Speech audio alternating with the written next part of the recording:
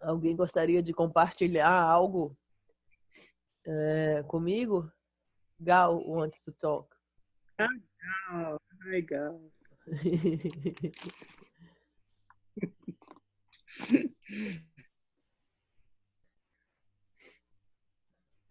No sound. No microphone. Não, tá ouvindo? Pronto, agora sim, Gal. Tá? Acho que o fio tá um pouco. Em relação à prática que ela colocou para o cemitério, né? Sim, sim. No primeiro momento eu me senti toda poderosa, né? A yogi que vai ao cemitério meditar, me reportei ao bom aquela época assim. Então lá vai eu toda cheia de emoção, né? Toda cheia de ego, de vaidade. E aí entro lá no cemitério e primeiro aqui essa observação que os mestres sempre fazem, né? Que os lápides, os locais onde os corpos ficam, geralmente eles distraem muito a gente, eles são opulentos, bonitos. Então demorou um tempo até que eu realmente visse o que eu precisava ver lá, né? Então eu fiquei olhando aquilo tudo bonito, jazido perpétuo de não sei quem, então as pessoas tentando perpetuar e não realmente entrar no que é aquilo. Mas depois de um tempo que eu fiquei visualizando, imaginando o que é que tinha embaixo daqueles mármores e tudo, e eu cheguei nos cadáveres e nas caveiras, e isso aí foi difícil, né? E aí eu me perguntava o que ela mandou, quantos sabiam que estava ali naquele momento, no outro dia, né? E eu me perguntei, quando é que eu estarei aqui? E aí eu chorei bastante, porque foi muito difícil. E aí eu fui somente 4 dias, né? E também tinha uma outra questão que eu acho que eu trabalhei bastante, essa questão dessas 8 preocupações mundanas, né? Porque toda vez que eu entrei a primeira vez, aí tinha segurança, e aí ele ia para perto e ficava observando. Eu não sei se existem algumas práticas que as pessoas fazem de pegar os objetos, ou alguma outra prática lá dentro, mas ele sempre me acompanhava. E aí no segundo dia que eu entrei, aí sentei numa lápide lá e fiquei em posição de meditação. E o segurança veio, e aí, senhora, tudo bem? Eu disse, tudo bem, eu só estou rezando por minha tia aqui do lado.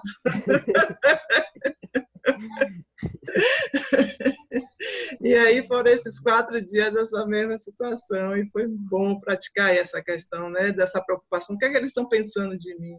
Isso aí foi passando, e nos 4 dias teve enterro no mesmo horário, aquela comoção das pessoas e tudo, foi bastante profunda essa prática, eu acredito que ela tenha mexido bastante comigo. Continuei no dia a dia, a atitude do bebê e tudo mais. Então, eu saltei daquela coisa do grande yogi, né? que vai para o cemitério. Acho que desconstruiu isso também, né? O que é que eles iriam fazer e tudo mais lá. Então, eu vi o que é feito. Foi bem importante para mim. Obrigada, Anila. Obrigada, Gal. Annie, about the practice of cemetery. At first, Gal felt she was very powerful, you know, and she was like a yogini that is going to the cemetery, you know, and she was very proud and very emotional with that action.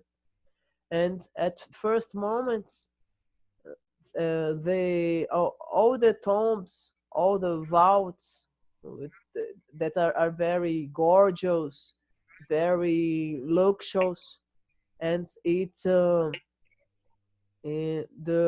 attention, you get lost in this beauty of the ambience, because everything is very, very beautiful in a cemetery. And she started to ask how many of them knew that they would die at that time. And she started to ask and to pay attention to this, and she take off the attention of the beauty of the place, and she entered into the soil and she can feel the corpse and the feeling of the death. And she cried a lot there, and she started thinking about the 8 worldly concerns, and she started to get worried about what people will think about her at that place. And because every time she arrived there, a safety guard was was around her and ask, "Madam, are you okay? You know, is everything fine?" Because as there are many beautiful things, there are sometimes there are thieves, you know, that stole things there, and in a cemetery there are many safety guards because of these two. And and Gal said, "No, I'm okay, thank you, I'm okay." And she started. She noted that was worried about what they are thinking about me, you know? And she did it. She went there during 4 days at the same time, and at the same time there was a ceremony, a ceremony with the another person who died, and she felt very strong feelings in her heart, and she noticed that it was very, very profound. And she she she start thinking that not only how many of them knew that they would die at that day, but she started thinking about herself. When I'm going to be here too, maybe soon, maybe not.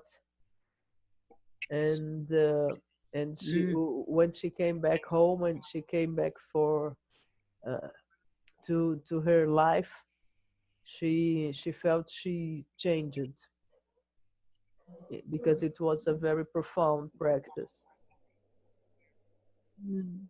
Yeah, this is such a helpful practice. You know, in the West, we have luxurious tombs and cemeteries. But if you go to the East and you go to the crematoriums, the crematoriums, everything is so naked, so raw. You know, you go down to the river and you just see the bodies burning. They just put the wood together and then they put the body on top of the wood, and you watch it disintegrate. And the smell of the burning flesh is one of the worst smells you've ever experienced. The smell stays in your nostril for 1 or 2 days. You just cannot get rid of it. When I worked with Mother Teresa, we had to take the bodies every night. We would take the bodies to the side of the river and burn the bodies. And you became so aware of this process of life and death, you know, that possibility every moment that it could be your last moment. But in the West, we're kind of, you know, we ignore the death process. We ignore the possibility that we can die. And so then we become very attached to things which are quite futile. They can never bring the results of what we think they can. So the meditation on death and impermanence is very, very helpful when it comes to seeing things more clearly, seeing things in a more down-to-earth way, a more truthful way. So thank you, Gao, for doing that. If you can, you continue. It will give you more energy to practice.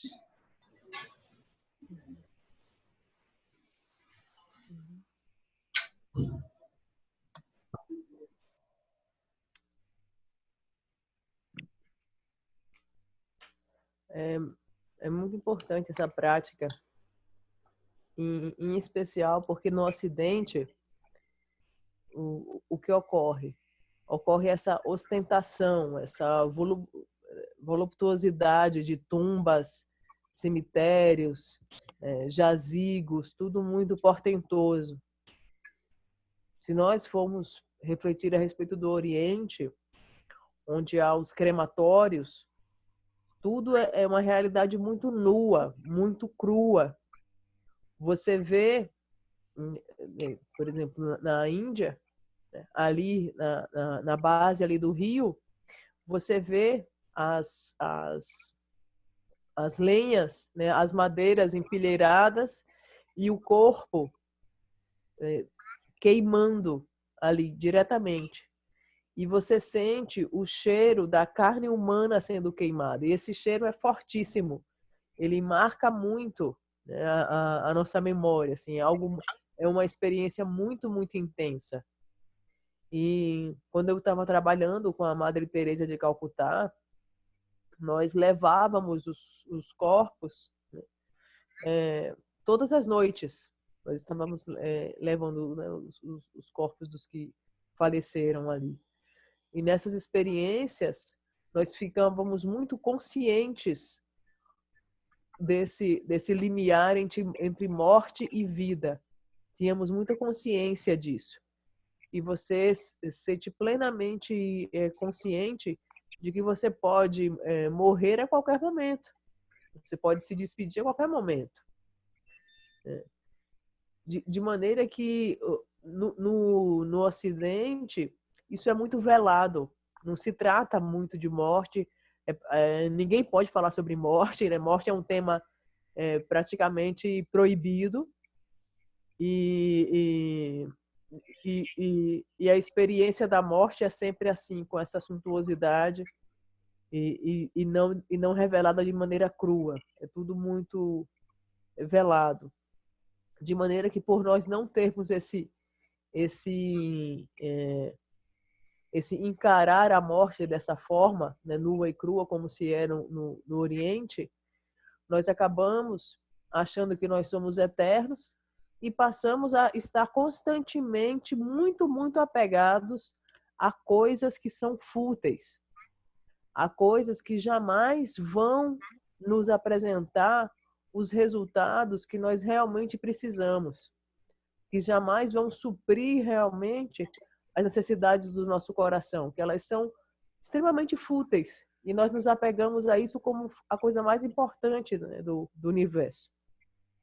De maneira que é muito importante, é muito saudável, nos ajuda muito no nosso caminho se nós nos dedicarmos à meditação sobre a morte e sobre a impermanência. Ajuda muitíssimo. De maneira que nós podemos lidar com um modo muito mais verdadeiro a respeito disso. Então, Gal, se você puder, continue com essa prática, continue, né, mas se puder, continue indo lá mais vezes, porque isso vai lhe dar muito mais energia para você continuar com as suas práticas. Essa prática de ir ao cemitério é muito importante. You know, what we don't understand is from the moment we're born, we're dying. And we don't understand that. We don't acknowledge that. We celebrate birth and then we mourn. We're extremely sad when somebody dies. But that's the cause, isn't it? The cause of death is birth. So as we're born, we're dying. And this is what we should integrate into life, this truth that we are dying moment by moment. And then, that really changes the way that we look at life. And any moment can be our last moment. So then you make use of your life more. You don't waste it the way that we do now. We spend so much time each day on doing things which are really useless, in the sense they can't liberate you.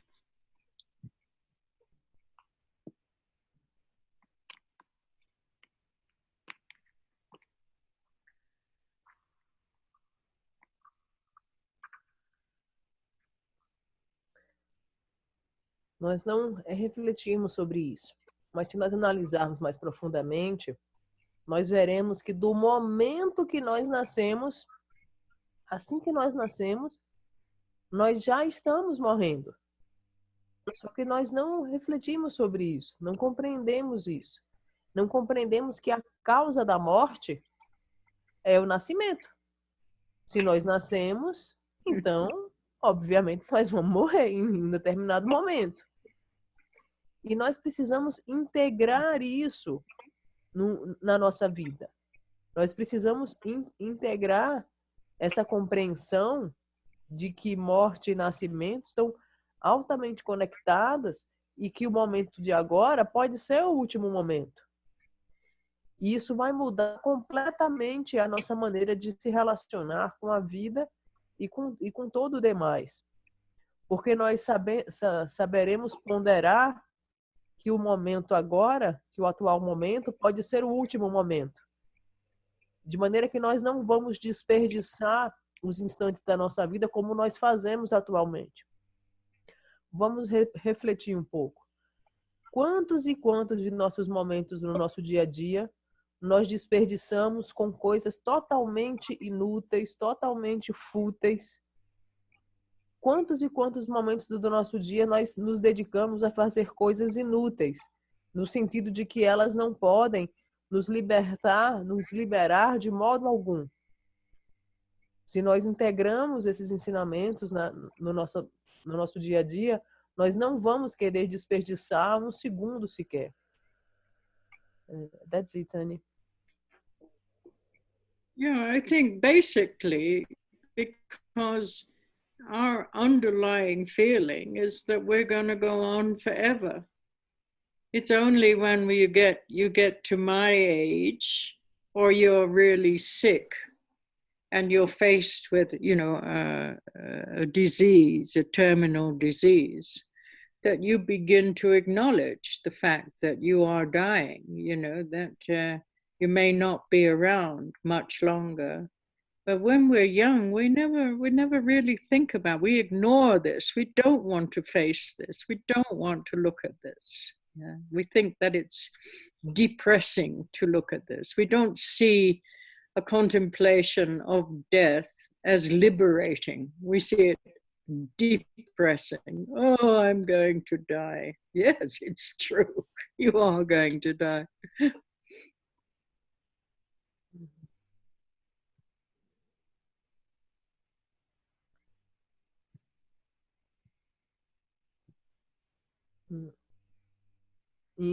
E basicamente, nós desperdiçamos tantos momentos da nossa vida com o que é fútil e com o que é inútil.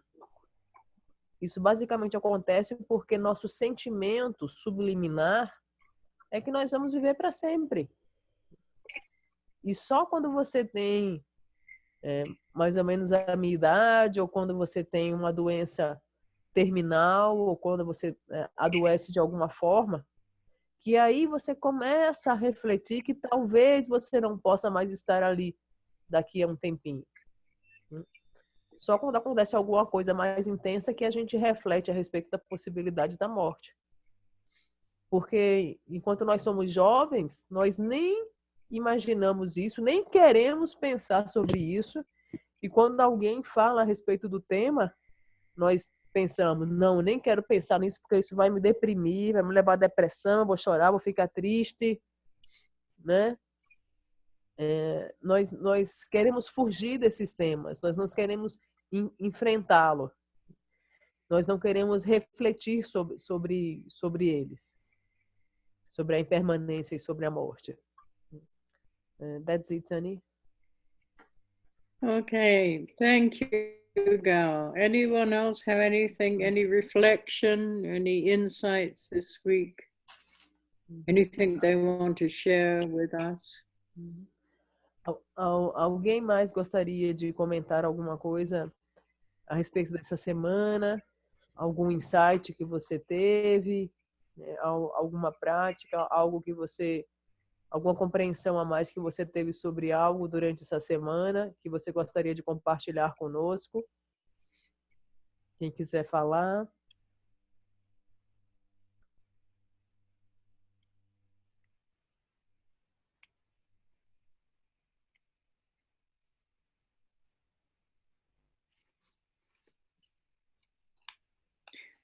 Okay, doesn't matter if you don't have something, that's fine. We'll go on a bit with the teaching. Let's try and finish this today so that we can move on to the next thing, the next teaching that I'd like to share with you.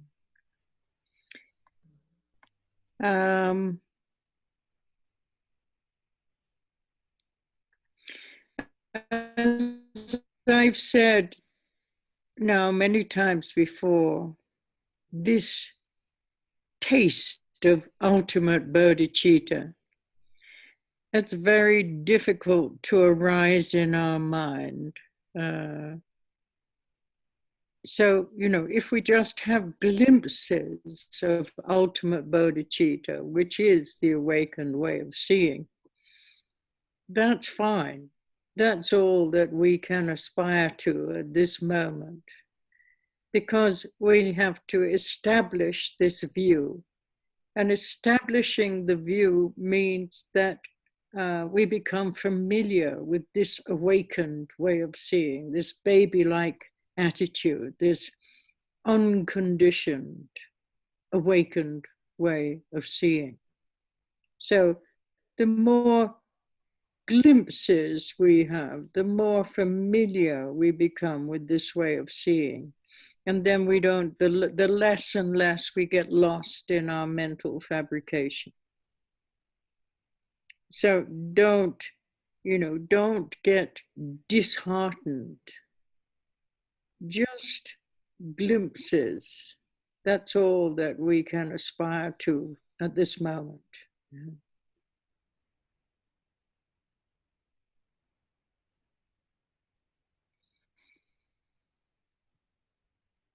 It's hard for us to see, looking at our perception in our daily life, looking at our daily life perceptions, it's hard to even consider that the way that we see now is illusory. Why? Because we've never really been introduced to this unconditioned way of seeing. We have no confidence in ultimate bodhicitta, or the awakened way of seeing. So then we cannot see our usual, the conventional way of seeing the world around us, the phenomenal world around us, and the people in the world around us. We cannot see it at this moment as illusory. We don't believe that it is just based in mental fabrication. It's just based in our interpretation of what we think is happening. So just the glimpses of ultimate bodhicitta, it helps you see more clearly what is relative bodhicitta, how our experience depends on certain conditions. How whatever appears to our consciousness at this moment depends on certain conditions to appear a certain way. So it's as simple as, whatever you like, whatever you dislike. When you see something beautiful, when you see something ugly, when you hear music that you like, when you hear some sound that you dislike, when you smell something that disgusts you, when you taste something that tastes terrible or delicious. This is all conditioned experience. You are conditioned to experience whatever is coming in through your senses from your past experiences. Your past experiences condition the present moment. And how you react to whatever is arising to your consciousness in this present moment will condition the way that you perceive whatever arises in the future.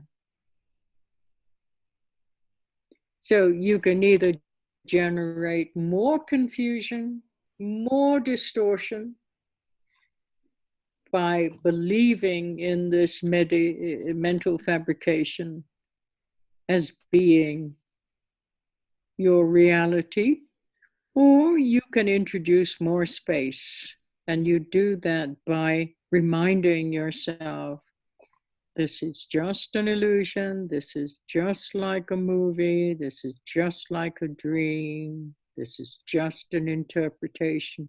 You have to keep reminding yourself at this stage, because your habitual tendency to react to your projections is so strong. You've already reacted before you even consider or have time to consider that the way you see whatever is happening in your life is just your personal interpretation. No time, too quick. The habit is too dense. So you have to slow down this tendency to react to your projections, to get lost in your mental fabrication. And you can only do that is, baby-like attitude, cut through the mental fabrication so that you don't have to believe in whatever you're thinking at that moment.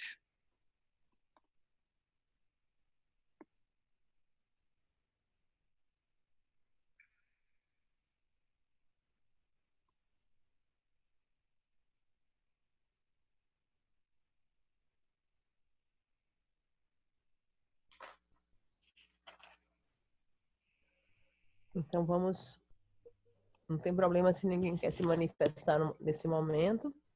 Então vamos prosseguir com os ensinamentos. E esse gostinho que nós podemos ter da bodhicitta definitiva, esse gosto, nós inicialmente só podemos senti-lo em lampejos. Se tivermos lampejos de bodhicitta última, de bodhicitta definitiva, que ocorre em um momento ali, em um momento lá, esses lampejos é o que pode nos inspirar nesse momento a buscarmos estabelecer a visão, que é algo que leva tempo. E nós só conseguiríamos ter esse gostinho da bodhicitta definitiva se nós praticarmos a atitude do bebê. Se nós praticarmos isso que nos permite saborearmos um modo de ver. Então, só praticando a atitude do bebê que nós vamos poder ter esses lampejos da nossa bodhicitta definitiva, para que nós possamos ser introduzidos a esse modo de ver não condicionado. Nós poderemos ter mais com a atitude do bebê nós poderemos ter mais e mais lampejos dessa bodhicitta definitiva. E quanto mais lampejos nós tivermos, mais familiarizados nós estaremos. E menos nós vamos ficando perdidos na fabricação mental. Menos e menos nós vamos ficar perdidos nas interpretações. E nesse momento, o que nós precisamos é de mais e mais lampejos. Mais e mais momentos de atitude do bebê. Se nós observarmos para a nossa percepção na vida diária, se nós refletirmos a respeito da nossa percepção na vida diária, nós veremos que é muito difícil nós considerarmos que o nosso modo de ver agora é ilusório. E é muito difícil nós considerarmos que o nosso modo de ver agora é ilusório, porque nós nunca fomos introduzidos para a bodhicitta definitiva. Nós nunca fomos apresentados a esse modo de ver despertos. Porque o que nós temos agora e a que nós estamos acostumados é sempre nós estamos vendo na nossa vida diária esse modo de ver condicionado. O nosso modo de ver está sempre condicionado. Não importa o que quer que vejamos. Se nós estamos vendo o mundo interior, se nós estamos vendo as pessoas, se nós estamos vendo as nossas relações, nós sempre estamos vendo de modo condicionado. Nós não podemos ser capazes de ver como esse modo de ver é ilusório. E é ilusório justamente porque ele está extremamente vinculado às nossas fabricações mentais, às interpretações do que nós pensamos que está ocorrendo. E é só os lampejos da bodhicitta definitiva que vão permitir que nós tenhamos esse modo de ver não condicionado. Hoje, o nosso modo de ver é extremamente condicionado com o que quer que seja que nós estamos experienciando. Com o que quer que apareça na nossa consciência, isso depende de certas condições para aparecerem sendo de certo modo. Por exemplo, se nós ouvimos uma música que apreciamos ou ouvimos um som que nós gostamos. Se nós experimentamos uma comida que nos parece deliciosa, maravilhosa, ou se nós comemos um alimento que não nos agrada. Tudo isso, essas impressões que nós temos a respeito de tudo que nos chega pelas portas dos sentidos, está completamente condicionado. E como você reage no presente está condicionado a tudo aquilo que você aprendeu no seu passado, a todas as impressões que você adquiriu, a tudo que você recebeu, né, no seu passado. E como você reage atualmente no presente vai condicionar o seu futuro. De maneira que esse modo de ver confuso e condicionado, com esse modo de ver, você só pode gerar mais e mais confusão e mais distorção por acreditar que a sua fabricação mental, que a sua interpretação é a realidade. Ou você continua gerando mais confusão, mais distorção, né, mais sofrimento por acreditar que a sua fabricação mental é a realidade, ou você introduz mais espaço, onde você introduz mais momentos de mencionar, isso é só uma ilusão, isso é só uma fabricação mental, isso é só um sonho, isso é só uma interpretação. Você não passa mais a ser sugado, né, por por acreditar que a sua fabricação mental é realidade. E isso é muito importante, introduzir esse espaço é muito importante, de dizer isso é só uma ilusão, isso é só uma fabricação mental, isso é só um sonho, só uma interpretação, porque o nosso hábito de reagir é muito forte, é muito denso, e você tem que enfraquecê-lo. Você tem que enfraquecer essa tendência de ficar perdido e de acreditar cegamente na sua fabricação mental como realidade. E você só pode cortar essa tendência, só pode fragilizar essa tendência, só pode fazer isso se você praticar a atitude do bebê, que é o meio de cortar através da sua fabricação mental. E você não tem que acreditar em tudo o que você pensa num determinado momento. Você precisa aplicar a atitude do bebê para cortar esse hábito. That's it, Tani. Yeah, you know, now we don't understand that our perception is totally fixated. You've heard me say this, you know, over and over again. Our strongest habits are our habits of perception, because we don't even know that we have these habits. So we don't know that we need to loosen these habits. The mind training makes your habits of perception more flexible.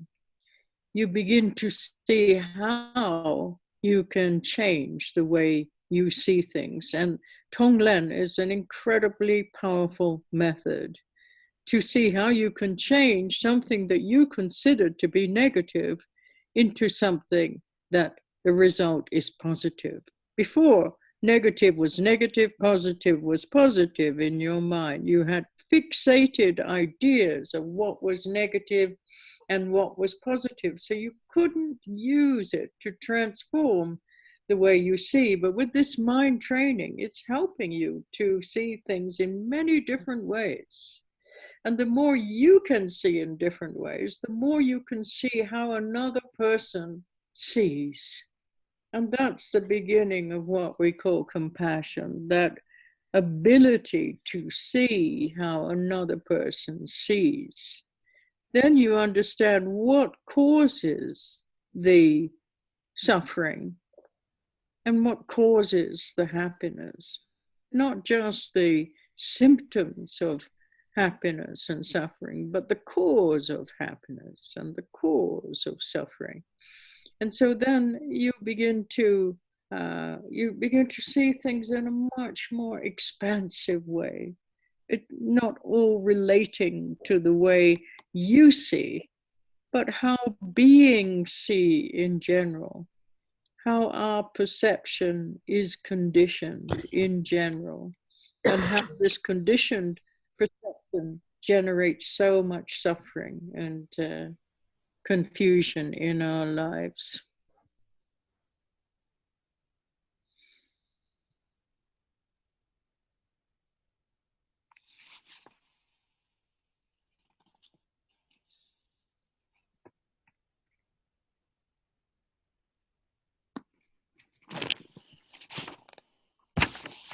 Agora nós não entendemos que a nossa percepção é condicionada. Agora nós não entendemos que o que nós temos são hábitos de percepção. E hábitos de percepção extremamente densos. E o treinamento da mente faz justamente os seus hábitos de percepção se tornarem mais flexíveis, mais maleáveis. Nós não percebemos o quão esses hábitos de percepção são densos, são rígidos, são limitantes, são fixos. É o treinamento da mente que nos permite tornar esses hábitos de percepção flexíveis, maleáveis. Em especial a prática de Tonglen. A prática de Tonglen permite lhe dá a oportunidade de como você pode mudar algo que você vê, que você considera negativo e pode transformá-lo em positivo. Antes você não conseguia fazer essa transformação, porque você não conseguia ver algo como possível de mudança. Você via tudo como algo estático. Se isso é negativo, então isso é negativo, isso é ruim, isso é péssimo, e isso é assim. Se algo é positivo, é só positivo e maravilhoso. Quando você introduz Tonglen e você pratica Tonglen, você pode ver de modo diferente. E você pode transformar aquilo que é negativo em algo positivo. E essa prática vai permitir que você seja capaz de ver como a outra pessoa vê.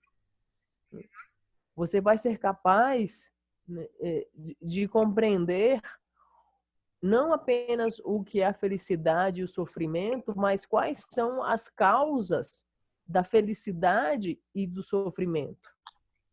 E você passa a ver de um modo muito mais expansivo, de um modo muito mais panorâmico, amplo,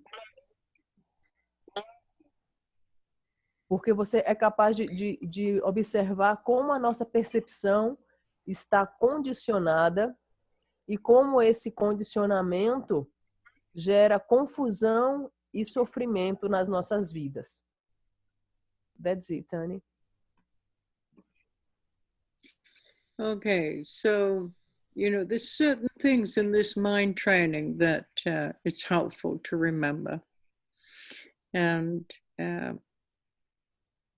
one of these reminders is when you're looking at something, a situation or a person, you may think that everyone around you sees it the same way. As I explained to you the other day, you're looking at a glass or something, or a pot, right? If I hold up this ceramic pot that I got in Fortaleza, right? Now, when I say to you, look at this, I guarantee that probably 99% of you think that we're all looking at the same pot. Yeah? Am I right or not? Please ask that question, Carla. Uhum.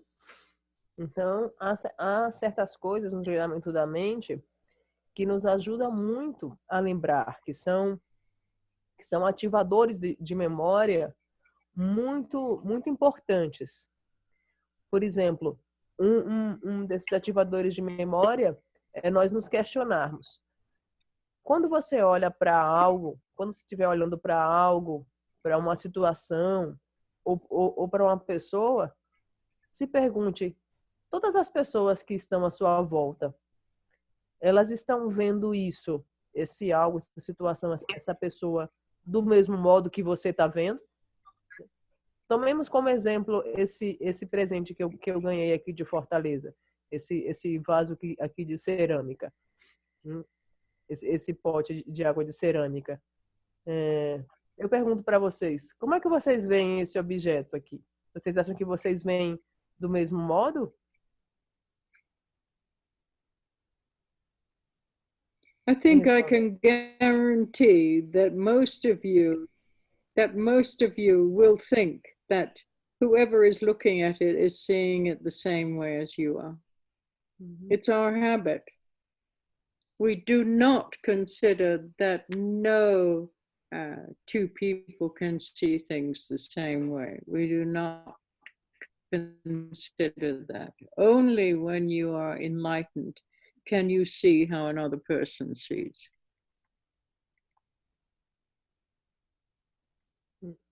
So this is important to remember. Mm-hmm. when we're putting a judgment on something or a value on something, and we expect other people to understand our view, but it's impossible. They cannot see the same way as you do. Remember it.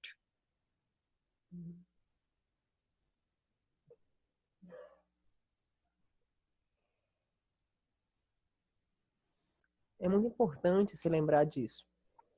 O nosso hábito é acharmos que todos estão vendo do mesmo modo que nós estamos vendo esse pote, por exemplo. E a mesma coisa acontece na nossa vida diária. Assim que nós atribuímos um julgamento para alguém ou para algo, para a situação, assim que nós atribuímos um valor, nós julgamos que os demais estão vendo do mesmo modo que nós vemos. Mas diante dessa situação, nós precisamos inserir essa técnica que o treinamento da mente nos oferece. Nós precisamos sempre avivar a nossa memória, usar essa lembrança de que os demais não podem ver do mesmo modo como você vê. E você precisa se lembrar disso. Os demais, eles não vão conseguir ver do mesmo modo que você vê. So don't get upset when somebody says something that you disagree with, because they can't see the way you see. Don't get upset. Understand they cannot see the way that you see. No matter how much you want them to see that way, it's impossible. They don't have the same conditioning as you do. And this conditioning acts as filters that distort our perception, that condition our perception, so we can only see a specific way at a specific moment. When more information is introduced, then maybe slowly those filters become weaker, or they become more dense, or they change, and then we begin to see things in a different way. But this present perception, this present moment of perception is conditioned by all our past experience. And how we react to this present moment that we see things a certain way, maybe we dislike it, or maybe we feel desire for it, that will condition the next moment of perception.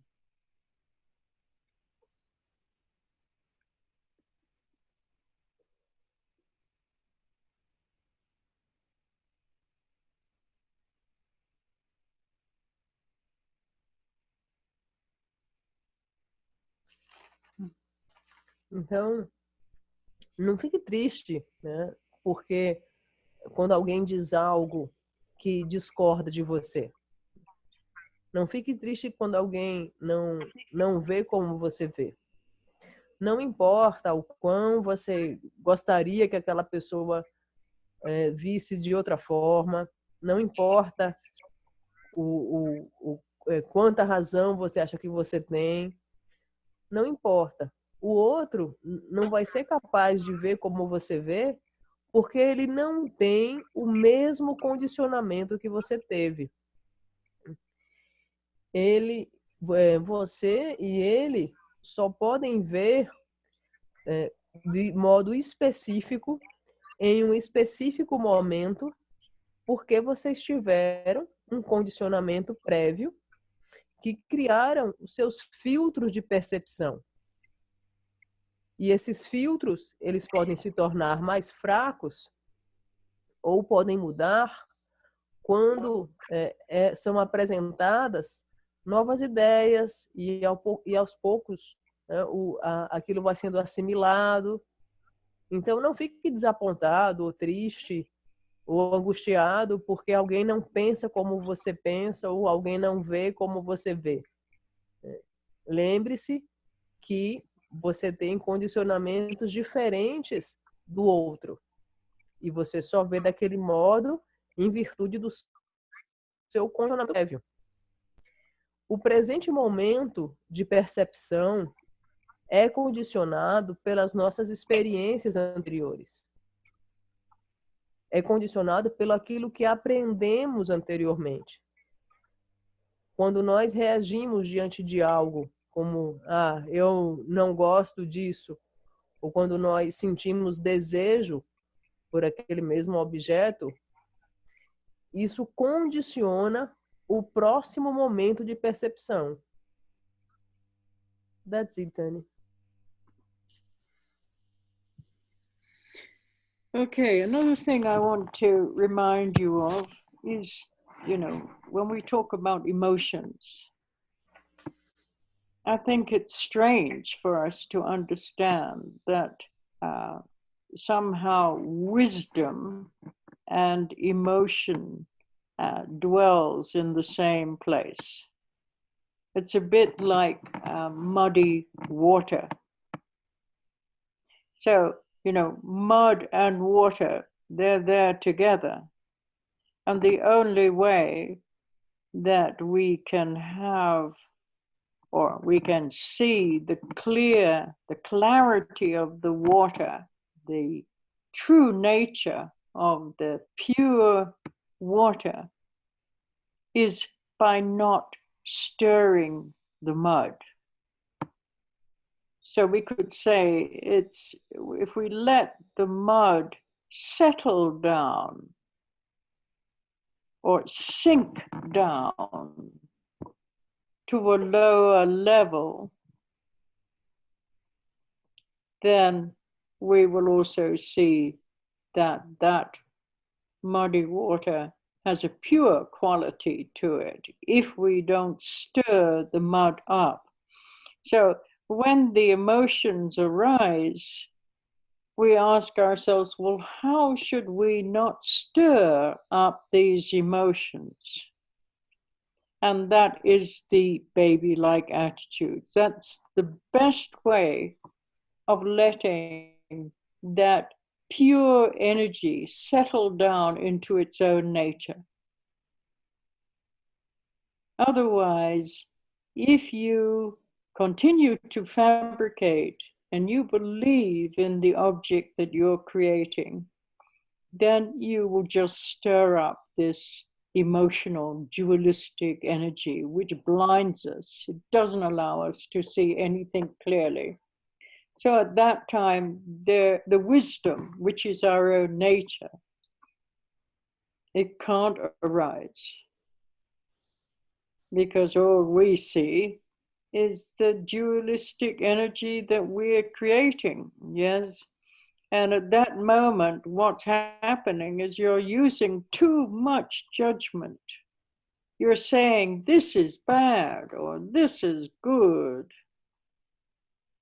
And then either you run after it, or you run away from it, and then at the same time, you're stirring up this energy, this dualistic energy. Sometimes it's helpful to do this because we don't even know that the water is muddy. So then when we stir it, then we can see when it is muddy and when it is clear. But generally speaking, the best way is to just let the mud sink down. So then you will see the clarity. And this is in order to not get caught up in this mud. And the best way is to be natural and to adopt the baby-like attitude and just stare at the energy that's arising. Don't do anything. Just stare with the baby-like attitude, and then that energy will release itself, liberate itself into its own nature, which is wisdom. So again, wisdom and emotion is always there together. When you look one way, it's emotion, energy in motion between a subject and object. When you look another way, then it is just resting in its own empty nature, which is wisdom. That non-fabricated way of seeing, that is wisdom.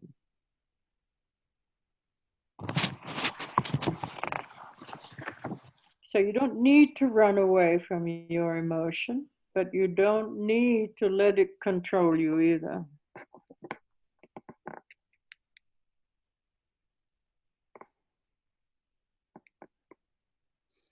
So we can say, you know, when you want to drink clear water, the very wish for one to want to drink the water is a wish of wanting to drink the water, but not mud, isn't it? So if you go to a spring and you see muddy water, what do you do if you want to drink the pure water? You let the mud sink. So that is what we want.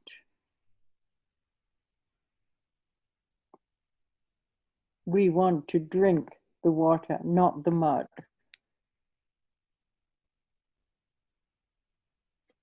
So when we say muddy water, we think the mud and the water is inseparable, but that is not true.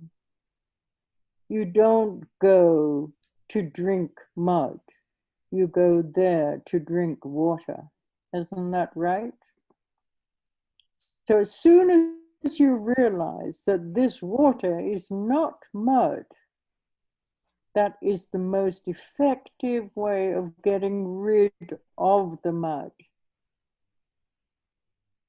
As soon as you know that water is not mud, then you've got it.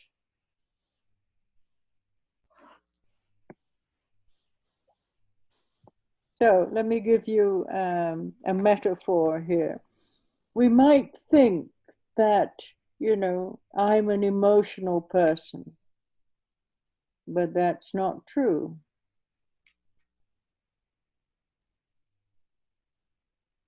That is not the real you.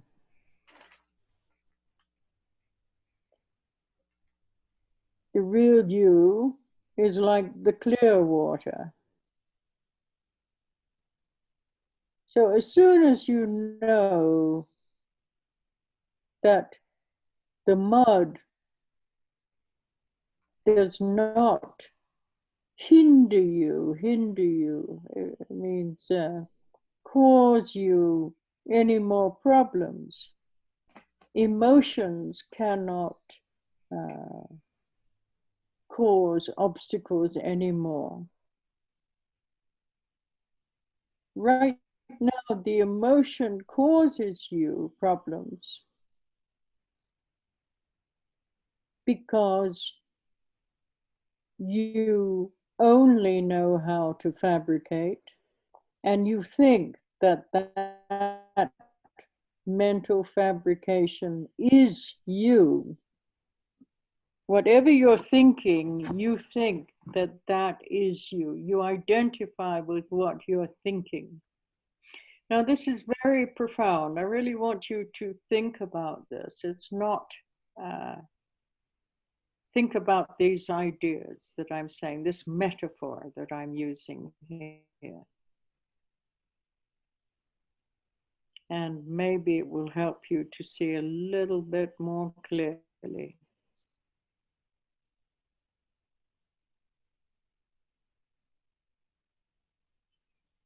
So we're talking about muddy water, but don't forget your intention. Your intention is to drink the clear water.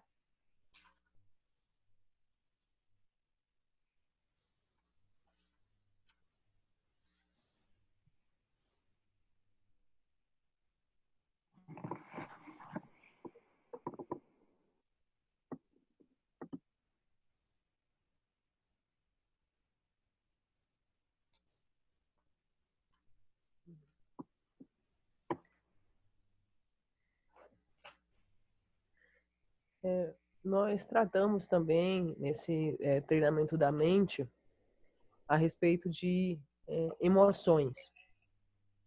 E num primeiro momento parece muito estranho para a gente que emoções e sabedoria caminham juntas. Parece um pouco complexo para a gente compreender isso, parece muito estranho.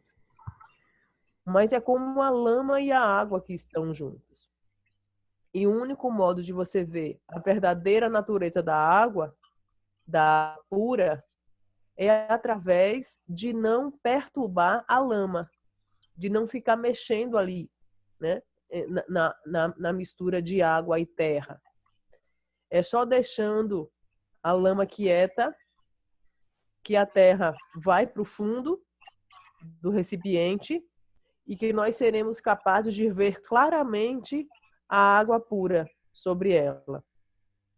E nós só podemos aquietar essa energia das emoções e permitir que essa energia pura se aquiete na sua verdadeira natureza. Nós só conseguimos fazer isso através da atitude do bebê. É muito importante que nós cultivemos a atitude do bebê.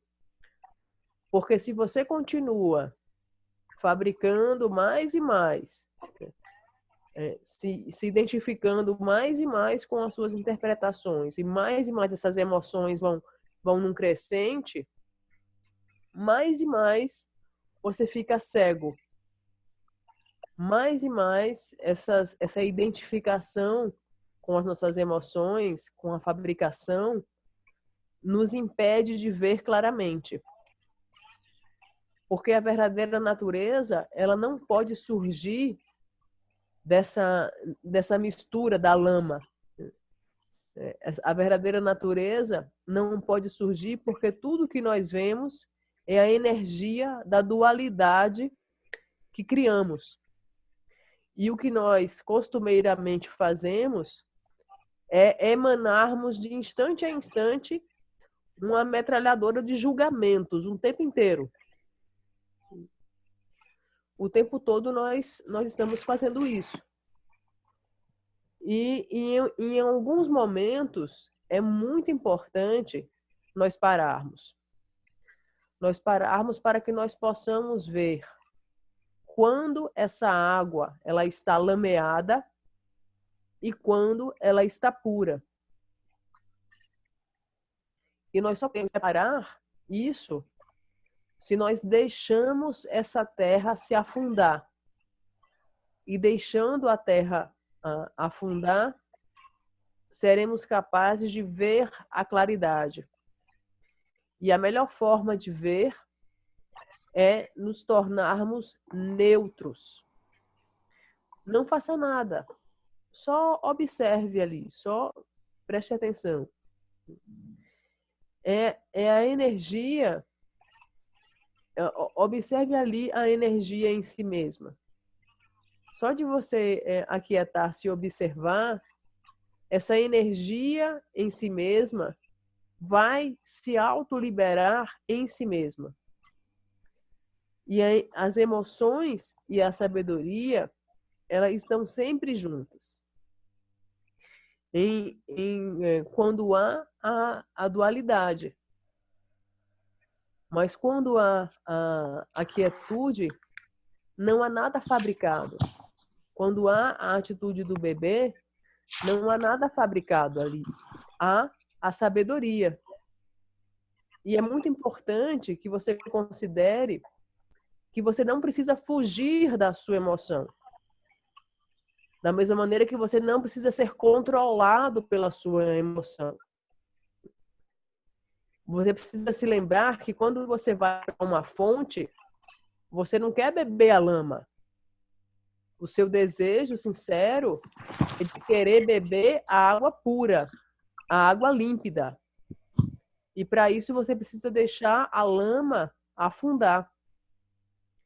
E é isso que queremos. Mas no momento, quando vemos emoção e sabedoria, quando vemos essa água, ela parece estar misturada com a lama para sempre. Nós achamos que elas estão misturadas para sempre, que não há outro modo de ver. Só que nós precisamos entender que o barro é o barro e a água é a água. E você consegue deixar o barro se separar da água e você consegue beber a água pura. E se nós não consideramos que nós podemos separar essa água dessa lama, nós seremos cada vez mais levados por todas essas emoções que nos causam apenas mais e mais obstáculos e mais problemas. Porque você só sabe como fabricar. E você acha que essa fabricação é você. Constantemente você está se identificando com o que você pensa. Você concebe que aquilo que você pensa é realidade, a única realidade que tem, e você se fusiona com aquilo, você se identifica com aquilo. É muito importante nós refletirmos sobre isso. Isso é um ensinamento muito, muito profundo. E não esqueça da sua intenção. A sua intenção é purificar a água. A sua intenção é limpar a água. And that's it, Tani. No, that's not what I said, the last sentence. I didn't say our intention is to purify the water. I said our intention is to drink the pure water. Ok. Not to purify. Então, a Anne está me corrigindo, pessoal. Ela não disse que a intenção é purificar a água. A nossa intenção é beber a água. A nossa intenção é beber a água límpida. The water in its pure nature is always pure. It's just we don't see it because we get lost in the fabrication. We stir up the fabrication. So we don't see what is always pure. We don't see our own wisdom nature. We get lost in the tendency to create the object, and then the emotional energy arises because of that.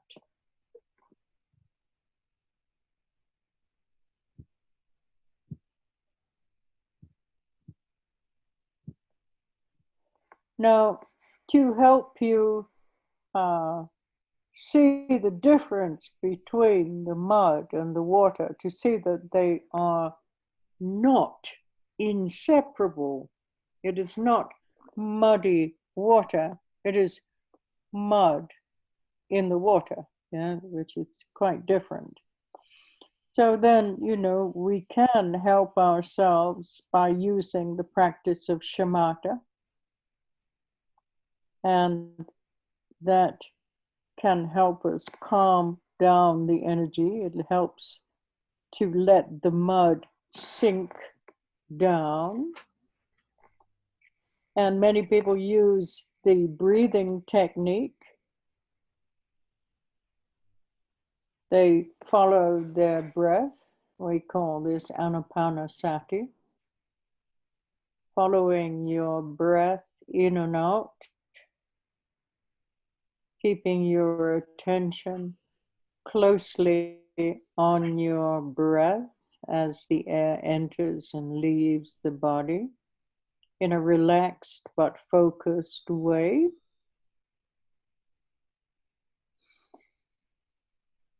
But there is also another tradition of shamatha. In the Sakya tradition, they use a blue flower or a blue circle. And they think that if you use the breathing, if you follow or focus on your breath as it enters and leaves the body, then there is still, your mind is still involved in some movement. And when you concentrate or focus on something that moves, then we still have the tendency to be carried here and there.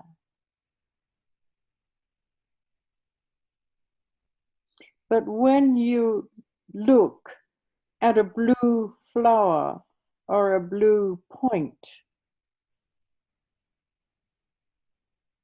you keep your eyes focused there. You keep your attention fixed there. And you just concentrate on it.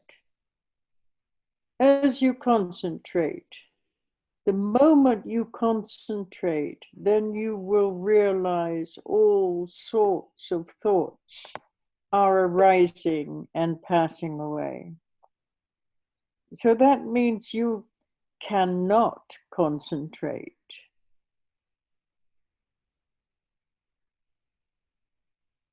And this is what we need to know.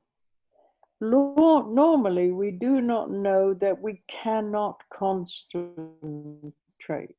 Normally, we think we are concentrating right now. But our mind is wandering everywhere right now. It is not focused on anything. It is not relaxed in any way. But if we deliberately use some kind of object and then try to concentrate, then we will begin to realize that our mind is constantly wandering. And that's a good achievement. Just to know that your mind is always captured by your thoughts. And your thoughts are taking you here and there constantly, so that you cannot focus, you cannot be present.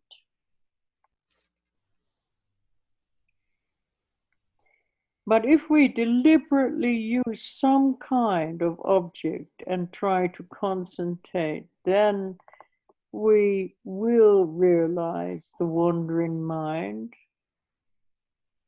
And as soon as you realize this wandering mind, as you begin to see this wandering mind, then you realize where the emotions are coming from, how they manifest, and all the mechanism that generates the emotion. Do you understand what I'm saying? So the advice here is when you concentrate on your breathing or you concentrate on a blue object or whatever, you should not think that you are concentrating and then you are not concentrating. If you're thinking that you're not concentrating, that is also a distraction.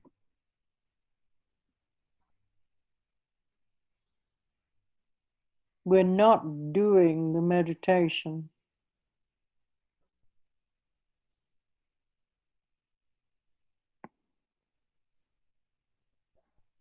It's very simple, but it's also very profound. It's very basic. It's like the foundation of all the meditation. What shamatha does is it makes your mind very flexible so that you don't do anything with your mind. Right now, your mind is very rigid. You cannot tell your mind to do something, and expect that it will perform whatever you ask it to do. It just doesn't do that. Yeah. For example, when you're getting angry and you ask your mind to stop being angry, it doesn't stop, does it? It doesn't stop right away. It doesn't listen to what you're asking.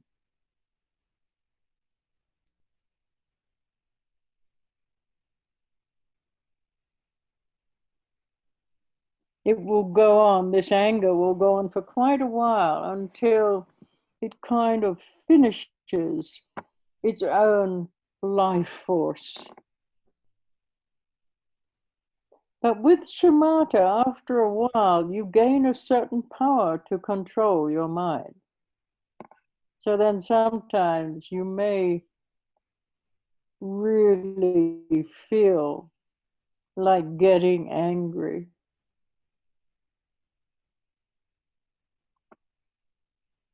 And then you can kind of switch it off, so to speak. While you're getting angry or while you're getting depressed. Then if you want to switch it off, if you want to change it into some other kind of mood, you can do that with shamatha meditation.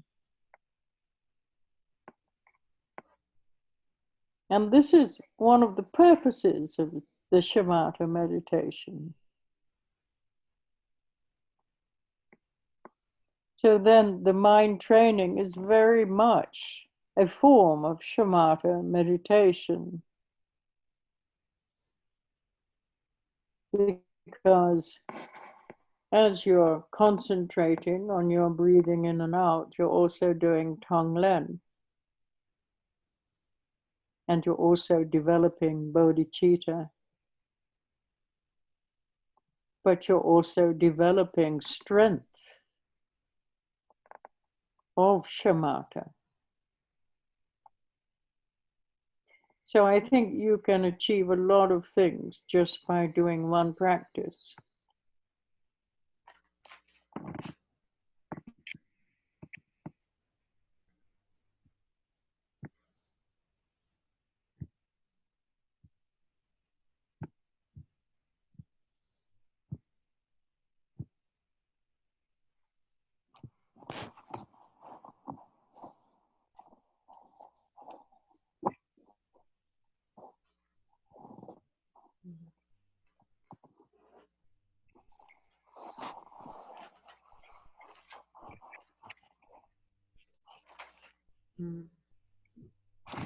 Então, a nossa intenção é beber a água pura.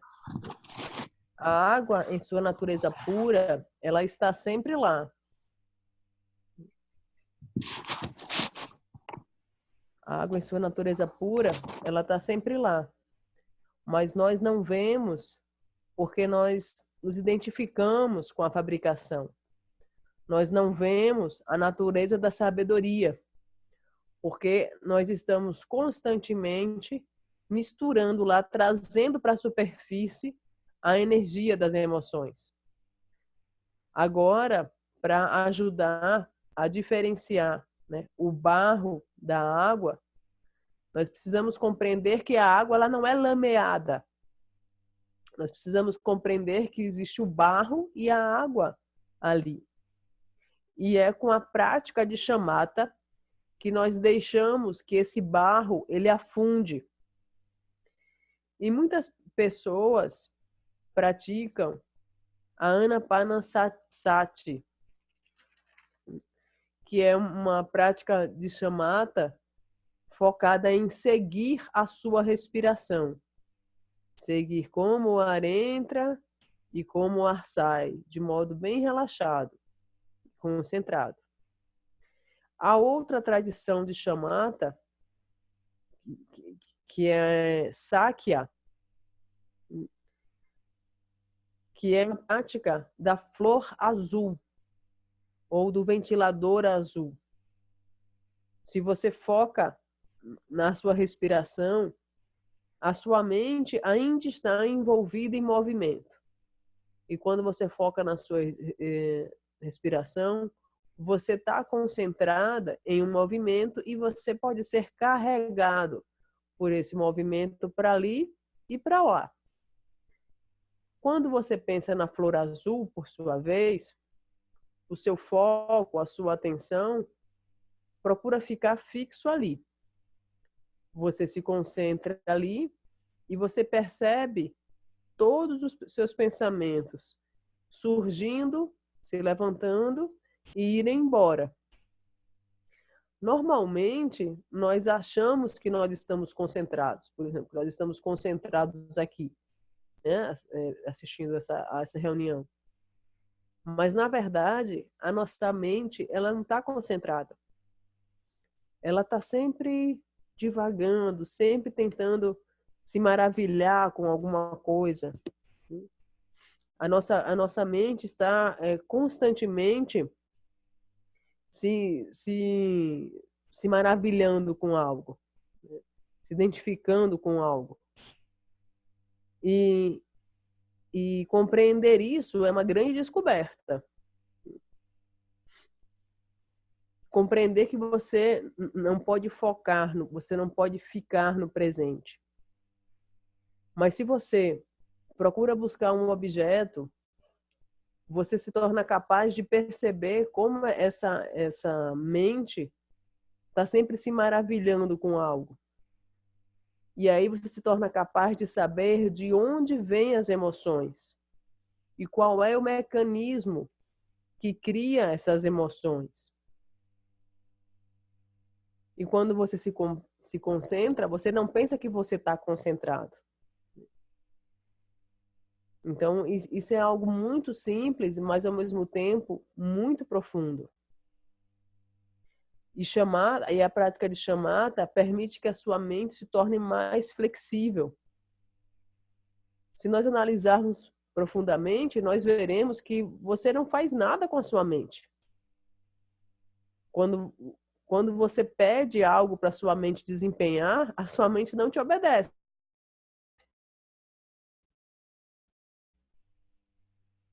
Por exemplo. Aí você fala para sua mente, pare de ficar com raiva. E a mente, ela não escuta o seu pedido. E você fica com ela não muda. A raiva fica ali, né, dominando naquele momento, até que a raiva perca a sua própria força de vida. Mas você não dá um comando e a sua mente obedece. E a shamatha, e com a prática de shamatha, que é muito profunda, você pode controlar a sua mente. Você consegue fazer com que a sua mente deixe de ser furiosa. Você dá espaço para algumas indagações. Por que você está ficando com raiva? Ou por que você está ficando depressiva? E se você quiser mudar o seu humor, você faz shamatha. E o treinamento da mente é uma forma de meditação shamatha. Porque quando você se concentra em inalar e exalar, você está praticando Tonglen e ao mesmo tempo você está praticando Bodhicitta e ao mesmo tempo você desenvolve força. De maneira que você conquista muitas coisas apenas fazendo uma única prática, como a prática de Tonglen. That's it, Tani.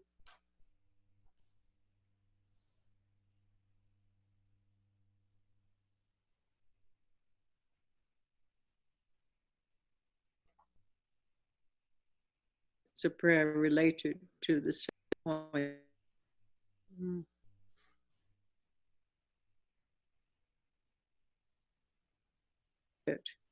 On WhatsApp, and when you have time, you can slowly translate it for people. Annie, Because now please. Yes, I said at the next stage of this teaching, we're introduced to a prayer that is based in the 7-point mind training. It's quite a long prayer, and I won't go over it now, but I will write it out, and then when you have time, you can post it in our group on WhatsApp. Mm-hmm. So it's good to read this prayer many times. Mm-hmm.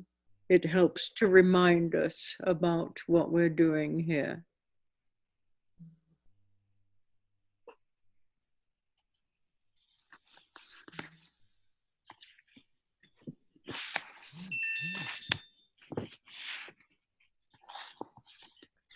Então, o próximo estágio, né, nesse nosso ensinamento, ele é baseado numa prece, né, numa oração específica que eu irei enviar para vocês, e aí quando a Carla tiver tempo, ela vai traduzir para vocês.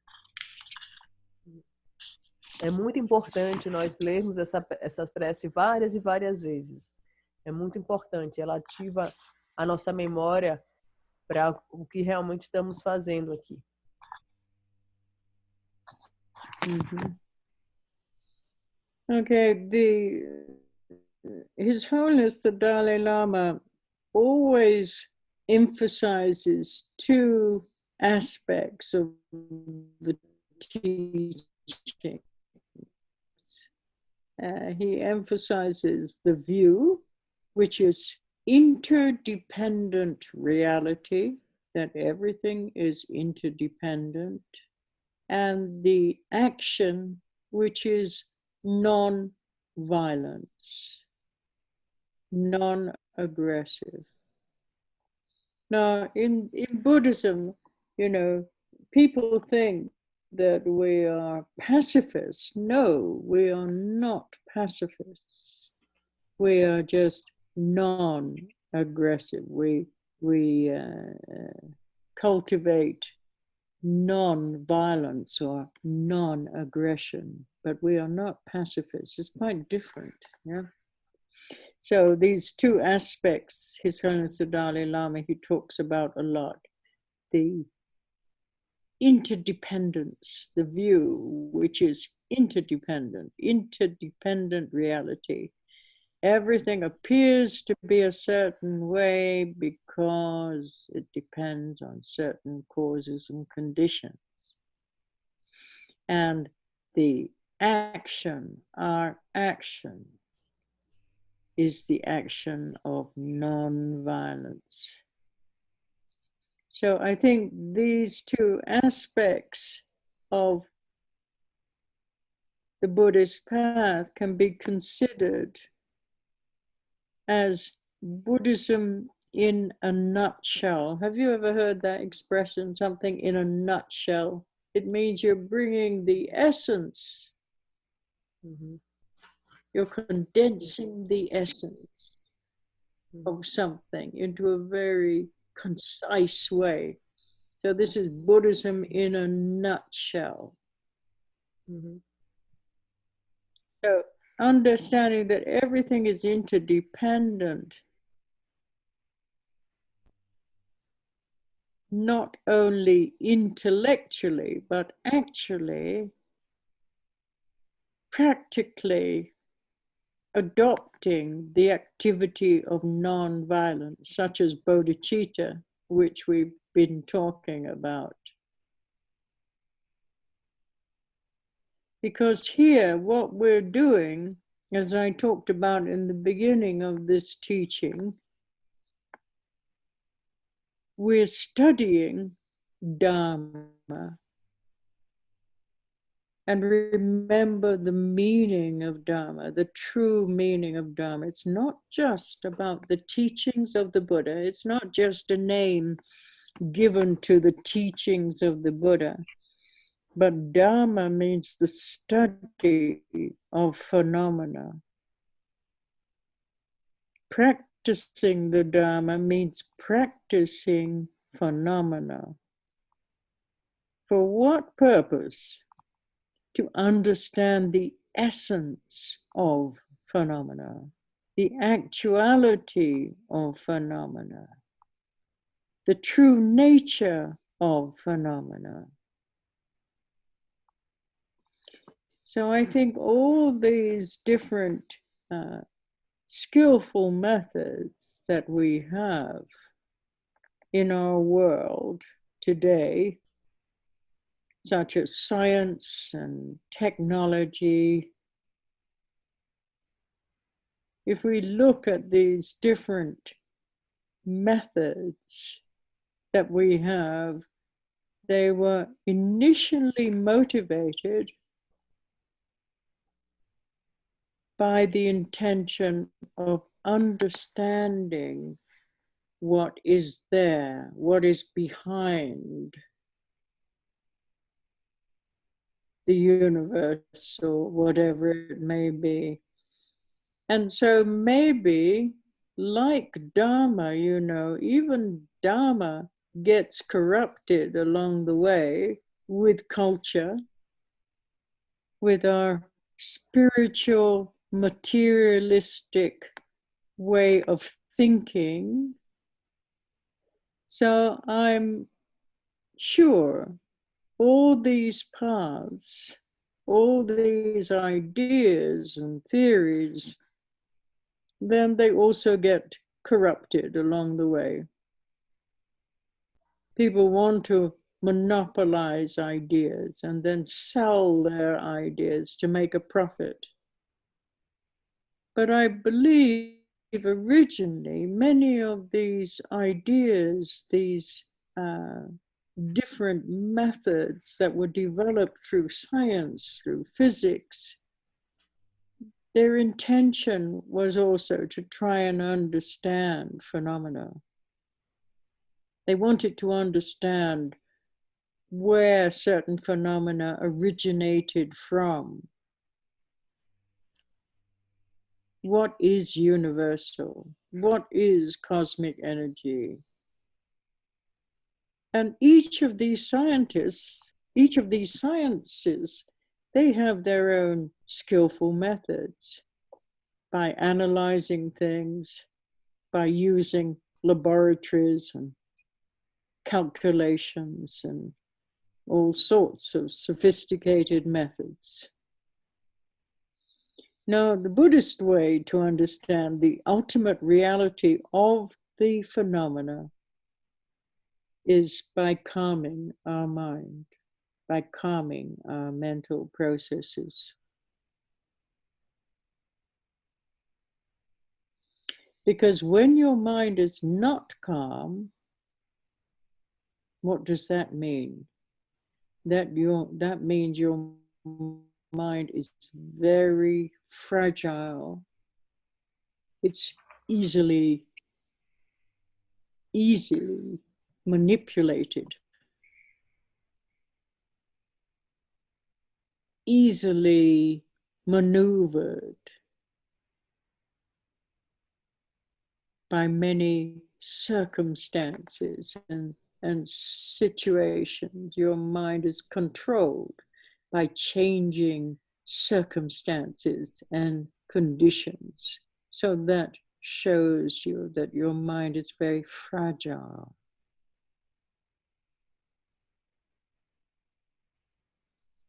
It's easily manipulated.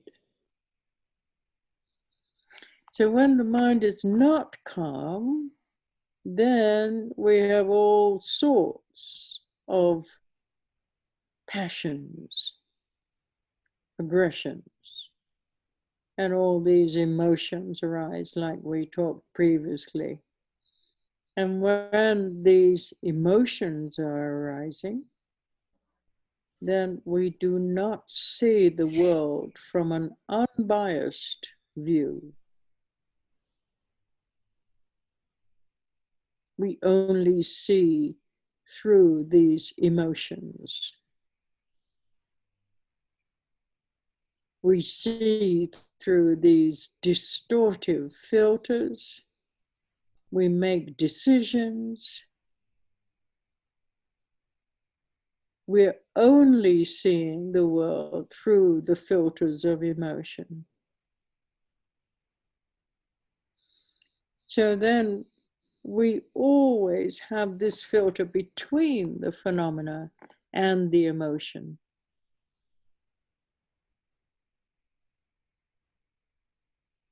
And that is a very big filter. It has many different colors to this filter. Green for jealousy, white for pride, yeah, red for passion. Maybe something dark blue for aggression. There are so many different filters. So then you always see whatever you're looking at, you see through these filters that are distorting your perception. There is no direct cognition. There's something between you and the appearance of the object. So then whatever you think is a mistake, it's an error, because it's not based in reality. Remember we talked about this before? We talked about, wearing spectacles, and these spectacles have different colored lenses. So then if you put green lenses in your spectacles, the world becomes green. If you put red lenses in your spectacles, the world is red. Yellow lenses, the world is yellow.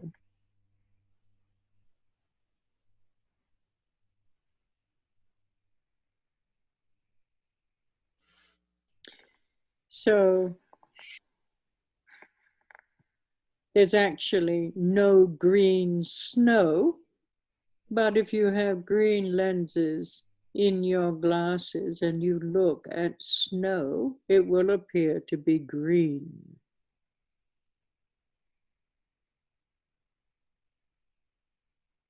Did green snow ever exist? No, it's just a delusion, because you're wearing green lenses in your glasses. It's a deception. It's deceiving you. Why? Because there's a filter. There's something in between you and the snow that you're perceiving.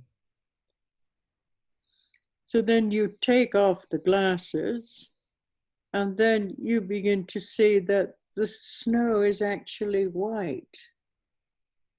The real nature, the true nature of the snow is white. And that is understanding the phenomena. That is the realization of the true nature of the phenomena.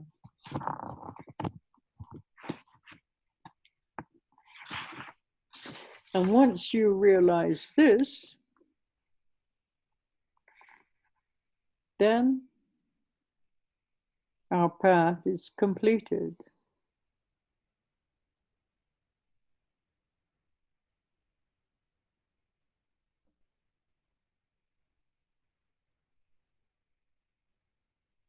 Because you know the truth. You know the true nature, not just the conditioned aspect.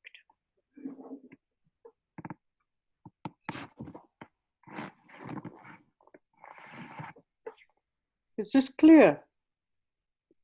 Please tell me if it's not clear. If you've got any questions, please ask.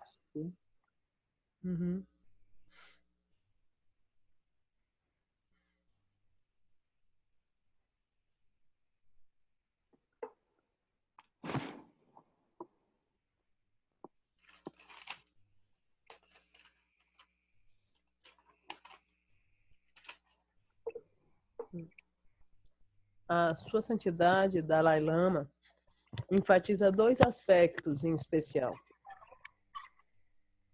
ele enfatiza a visão a respeito da realidade interdependente e ele enfatiza a ação, que é a não violência, a não agressividade. Muitas pessoas consideram que os budistas são pacifistas, mas nós não somos pacifistas. Nós somos não violentos. É diferente. E a realidade interdependente diz respeito a que tudo aparece ser, de certo modo, por causa de condições. E a ação é a ação não violenta. Esses dois aspectos são considerados no budismo como uma pérola dentro da concha. São considerados a essência, essa preciosidade que está dentro de uma concha. Tudo é interdependente, não só intelectualmente, mas emocionalmente. E o que nós fazemos aqui, lembre-se, nós estamos estudando Dharma. Só que a nossa visão aqui de Dharma não é meramente que Dharma é apenas um nome dado para os ensinamentos do Buda. Quando nós falamos de Dharma, Dharma significa estudar fenômeno, com o propósito de entendermos a essência dos fenômenos, a realidade dos fenômenos, a verdadeira natureza dos fenômenos. Se nós observarmos atualmente, há inúmeros meios habilidosos que nós temos no mundo hoje, como a ciência, a tecnologia, que são inicialmente motivados pela intenção de entender o que está lá. O que há no universo. E, por vezes, nós temos um modo de pensar espiritualista, espiritualmente materialista. Um modo de pensar espiritualmente materialista. E todos esses ensinamentos que nós recebemos, por vezes, eles são corrompidos ao longo do caminho, são distorcidos ao longo do caminho. E todos esses métodos habilidosos da ciência e da tecnologia, eles são todos elaborados para entender os fenômenos.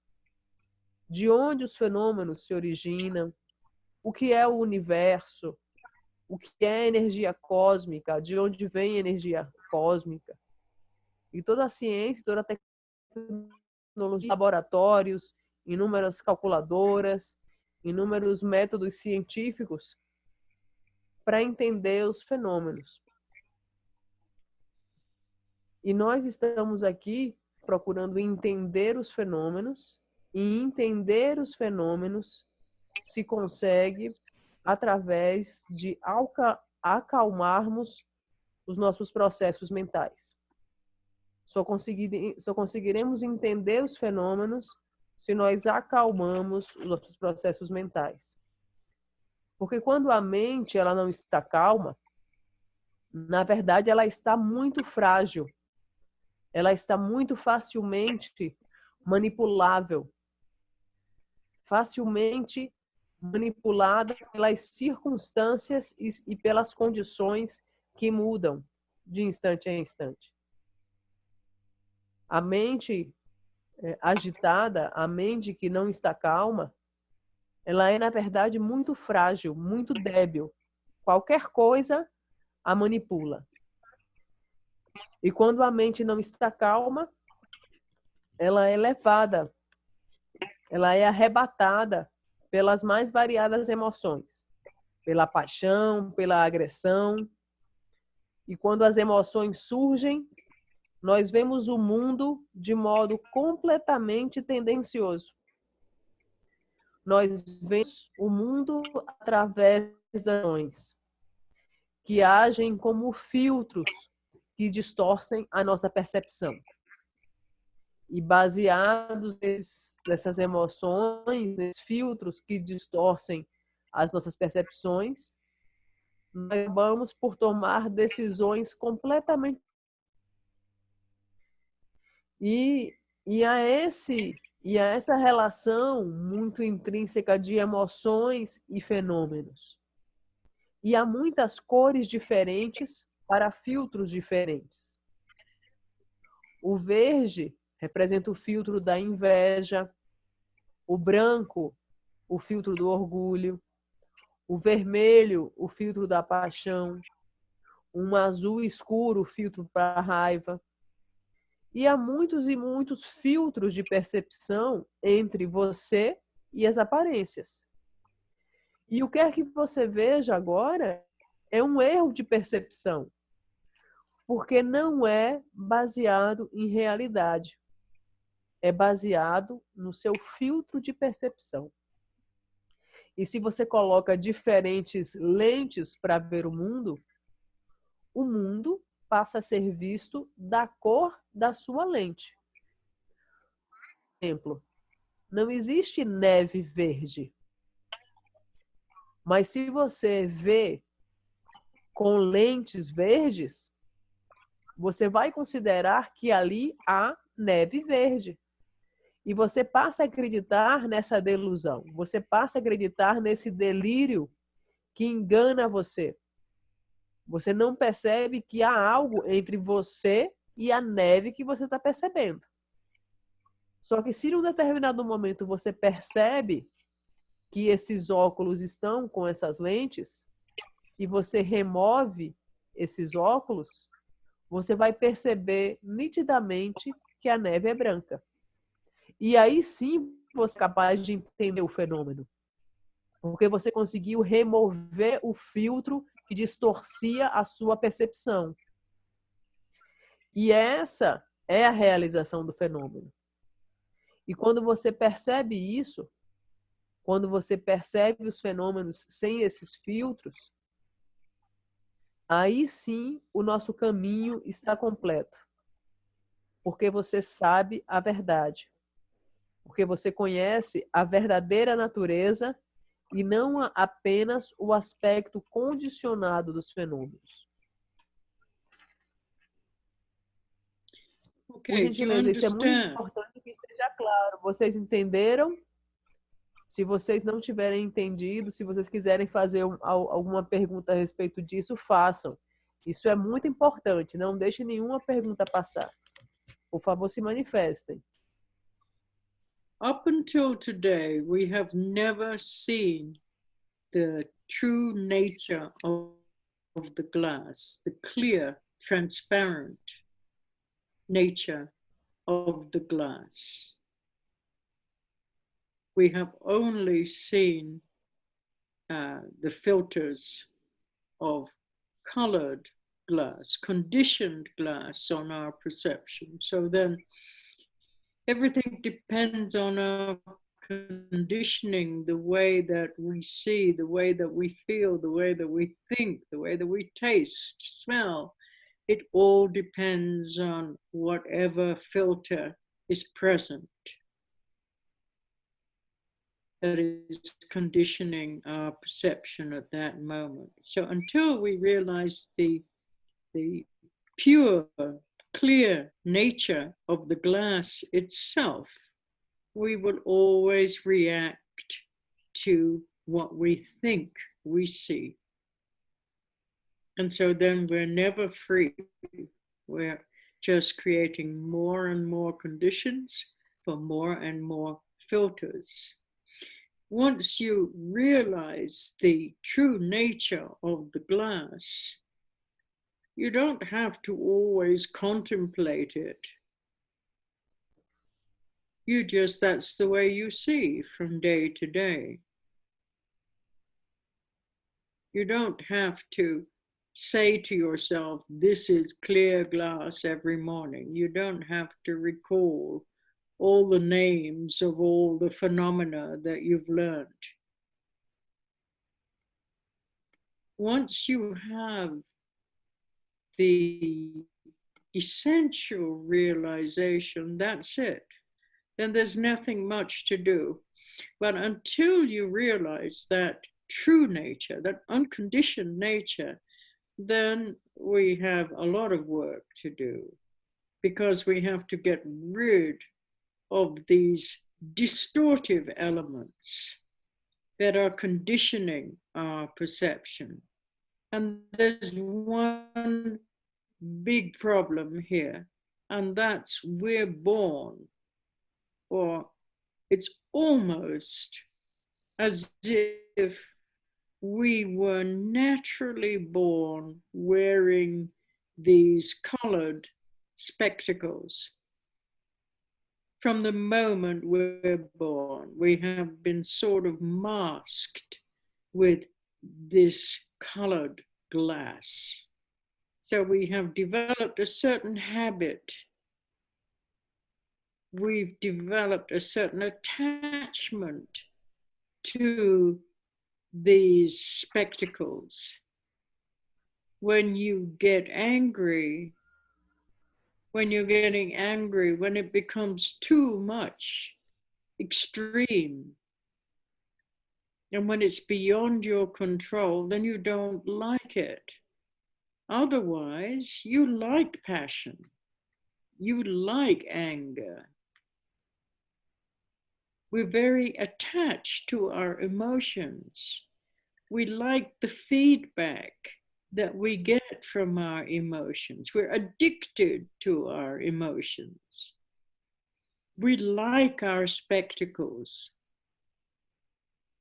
We don't have the wish to take off our spectacles. We like to hang on to those feelings. Only when it gets too extreme, beyond our control, it sort of touches our insecurity, then we begin to think about the Dharma for a few days. And then for a few days, you may have a kind of twang. A twang is a little kind of feeling of devotion, or a twang of renunciation. And you say to yourself, I must stop doing this. I must cut through these habits and these tendencies. And then you practice a little bit. And then when that extreme emotion kind of dissolves a bit, then you go back to your normal habits. You like to hold on to those spectacles. And that's what's happening. We like these filters. We haven't seen the futility aspect of this conditioned glass. And what is the futility aspect of this glass? For one thing, it's not you. This is something temporal, something that's not even part of you. It is just a filter. It's not you. This is very important to know, that this emotion is not you. You may think it's you because for all these lifetimes, you've been identifying with it. So now, these feelings feel as if they are inseparable. This is when you feel anger. This is your anger. I am angry, and you possess it. That's me. I am sad. I am full of desire, full of jealousy, full of pride. I am. It's no space to say that it's not you, that it's just something temporary that's arising. It's just a filter on your perception at that moment that's making you see that way.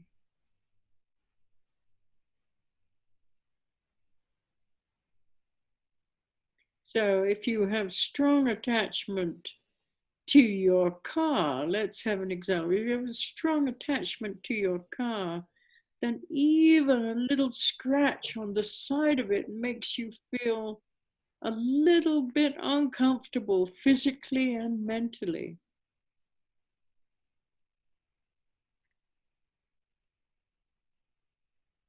If you have stronger attachment,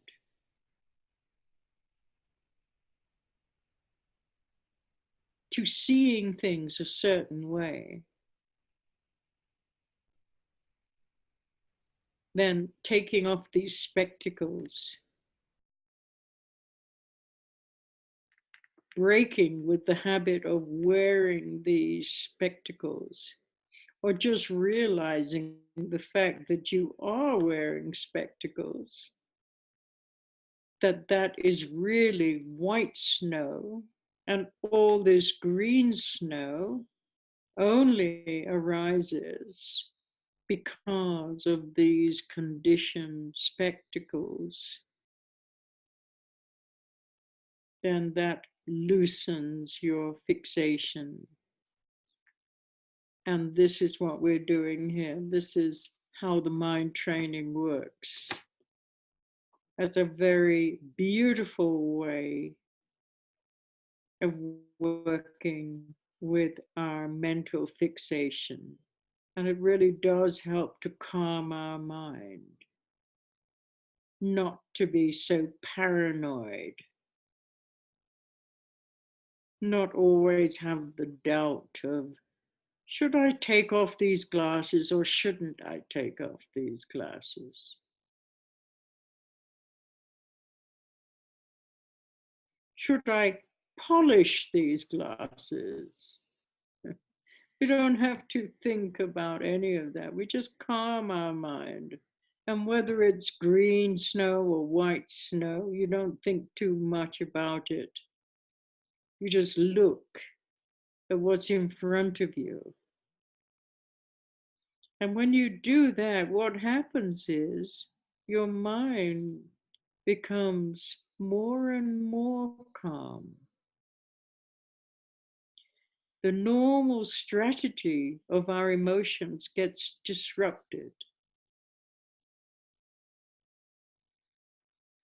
It's kind of jeopardized or sabotaged. The normal mechanism of our emotions becomes sabotaged.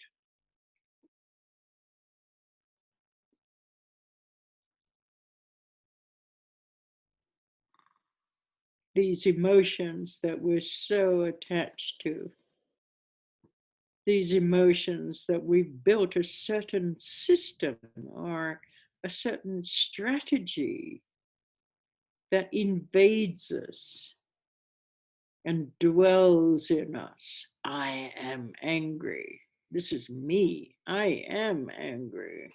I am full of desire. There's no space to say that it's not you, because we're so habituated to associate with our feelings as they arise.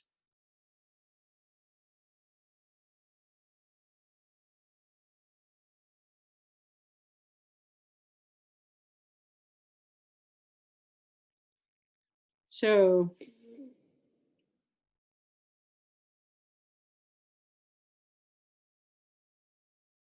instead of winning the war with the emotions, what happens is they manage to deceive us each time they arise. And that's why devotion and renunciation.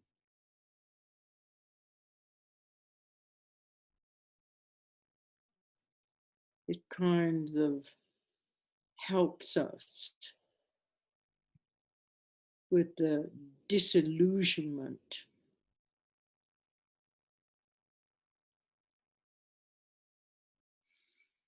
We have to be careful because, you know, even after years of practicing the Dharma, we can still feel the same way. Nothing's really changed. It's all, you know, our whole practice is so superficial because we're not really applying these teachings to the way we see in daily life. We think we're practicing, but we're not really practicing. If we're practicing, there will be a transformation. Without a doubt, the way you see will change.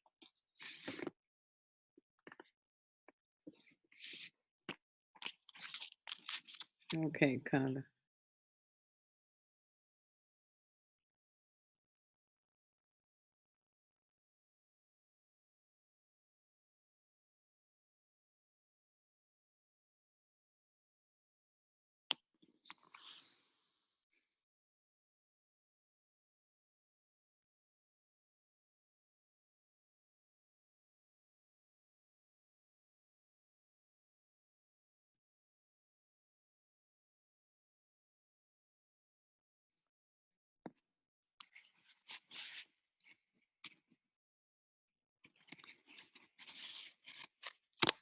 Carlos, seu microfone está fechado.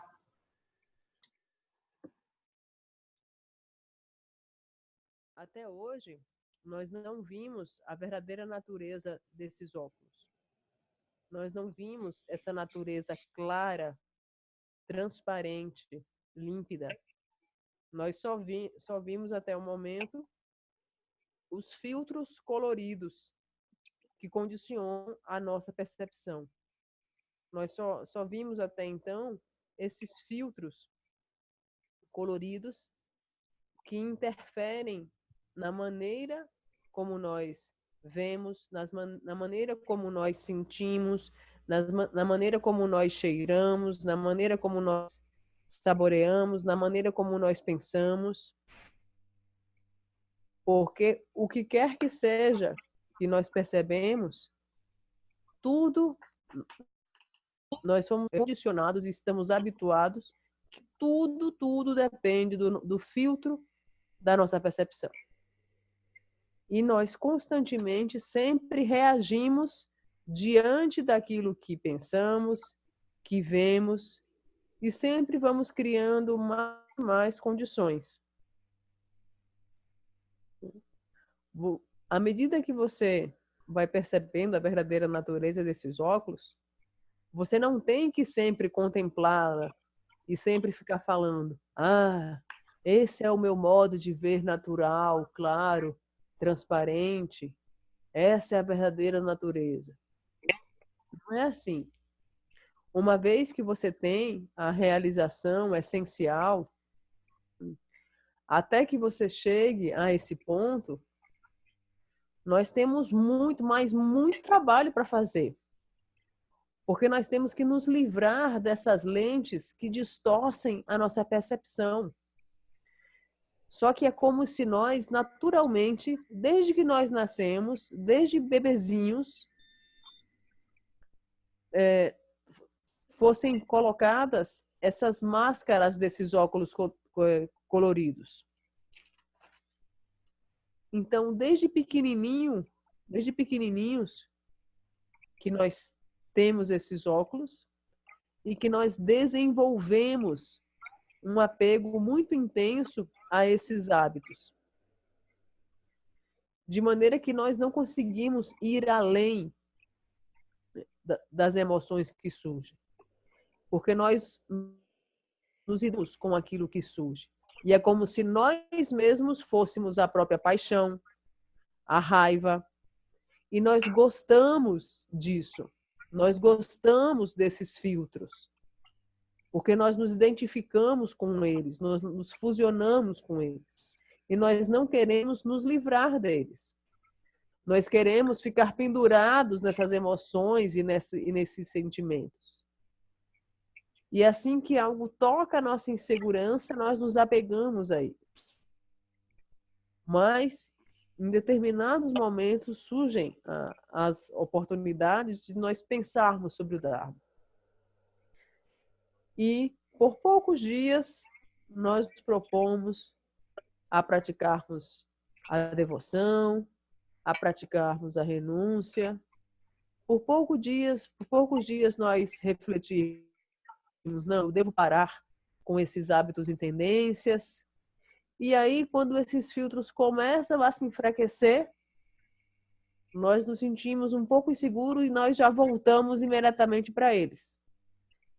É como se nós estivéssemos viciados ao aspecto fútil.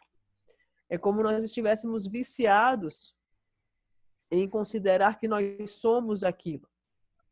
Eu sou orgulhoso, eu sou vaidoso, eu sou raivoso. Não é você. Não é nem sequer parte de você. É só um filtro. E isso é muito importante ter em conta. Isso é muito importante saber. Essa emoção não é você. Você pensa que é você.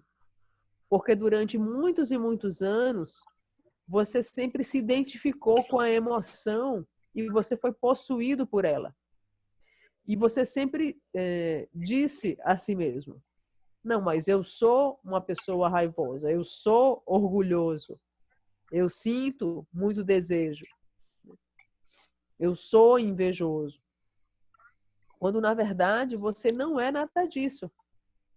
Isso é apenas filtro de percepção que faz com que você veja de um certo modo. Por exemplo, se você tem muito apego ao seu carro e você fica tão encantado por esse carro que um simples arranhãozinhozinho que façam nesse carro, você já se sente intensamente desconfortável e agoniado. Da mesma maneira, você tem apego a ver as coisas de certo modo. E se alguém contraria o modo como você vê, imediatamente sente aquele desconforto e aquela agonia. Mas o que nós precisamos fazer, nós precisamos simplesmente olhar para o que está à nossa frente. Simplesmente olhar, observar sem reagir. E sua mente vai se tornando mais e mais calma. Nós precisamos lembrar que a estratégia das nossas emoções é constantemente nos sabotar. Essas emoções, elas têm certas estratégias que nos domina e nos engana, fazendo-nos acreditar que isso sou eu. E quando nós passamos a acreditar que isso sou eu, não há espaço. Nós somos tão habituados a nos associarmos, a nos identificarmos com os sentimentos, que assim que eles surgem, nós nos identificamos com eles, somos arrebatados por eles. Em vez de nós pararmos e observarmos que ali nada mais é do que a água misturada com a lama. Então, a devoção e a renúncia nos ajudam muitíssimo a sairmos desse delírio. E nós temos que tomar muito cuidado mesmo. Porque mesmo com anos e anos de prática do Dharma, nós podemos sentir que nós estamos do mesmo modo. Podemos sentir que nada mudou na nossa vida. E por que isso acontece? Isso acontece porque a nossa prática está muito superficial. E se a prática constante, porque você muda o seu modo de ver. E você só consegue isso com a prática constante e profunda, e não uma mera prática superficial e esporádica. That's it, Annie. Anybody have any questions before I go on? Alguém gostaria de fazer alguma pergunta antes de eu prosseguir?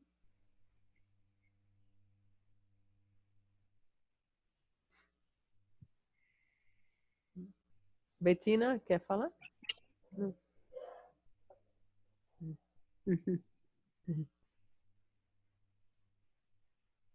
How are you, Bettina? Okay, thank you. Sorry that I'm late, but I was doing some things and sim, de fato eu queria falar, porque desde que eu estou seguindo os ensinamentos, eu vejo assim, eu acho seguir esse caminho é muito exigente, porque tem momentos que acho confortável e tem outros momentos que eu acho menos confortável. E que ultimamente que eu estou observando, tipo, a interação com o mundo, né? Porque tem eu, assim, com os ensinamentos, e eu consigo me alinhar com isso, mas tem eu na interação com o mundo de fora, que eu transito, seja no trabalho, seja com amigos, né? Que tem uma outra visão de vida. E eu acho isso requer muita força interior, de sempre lembrar o ensinamento, que é isso que eu quero, que eu reconheço como algo puro, que sim, a decisão que eu fiz, né, que a gente lembra dessa, como fala, né, sempre um ou outro caminho para decidir, esqueci a palavra em português, então, eu acho, ultimamente, eu me vejo muito como se fosse, tipo, decisão, sim, mas também é uma prova permanente de não perder esse caminho. So now I will say it in English. I think since I follow your teachings, it was always a bit an up and down. And I saw it was always me with me. But lately I can see that it's always an interdependence with the outer world, like it's like my work, my friends, my environment, who is not always corresponding this, I call it pure way of being, seeing things, and always have the wish to benefit other beings. And I think, resuming my too much talking, it is really sometimes a request of inner strength to always be aware, to not lose that track. And sometimes I say, oh, what is it all good for? It's too much problem to always be on that track. It's not like complaining, but only sharing what happens, following the teachings and try to adapt it somehow in my life.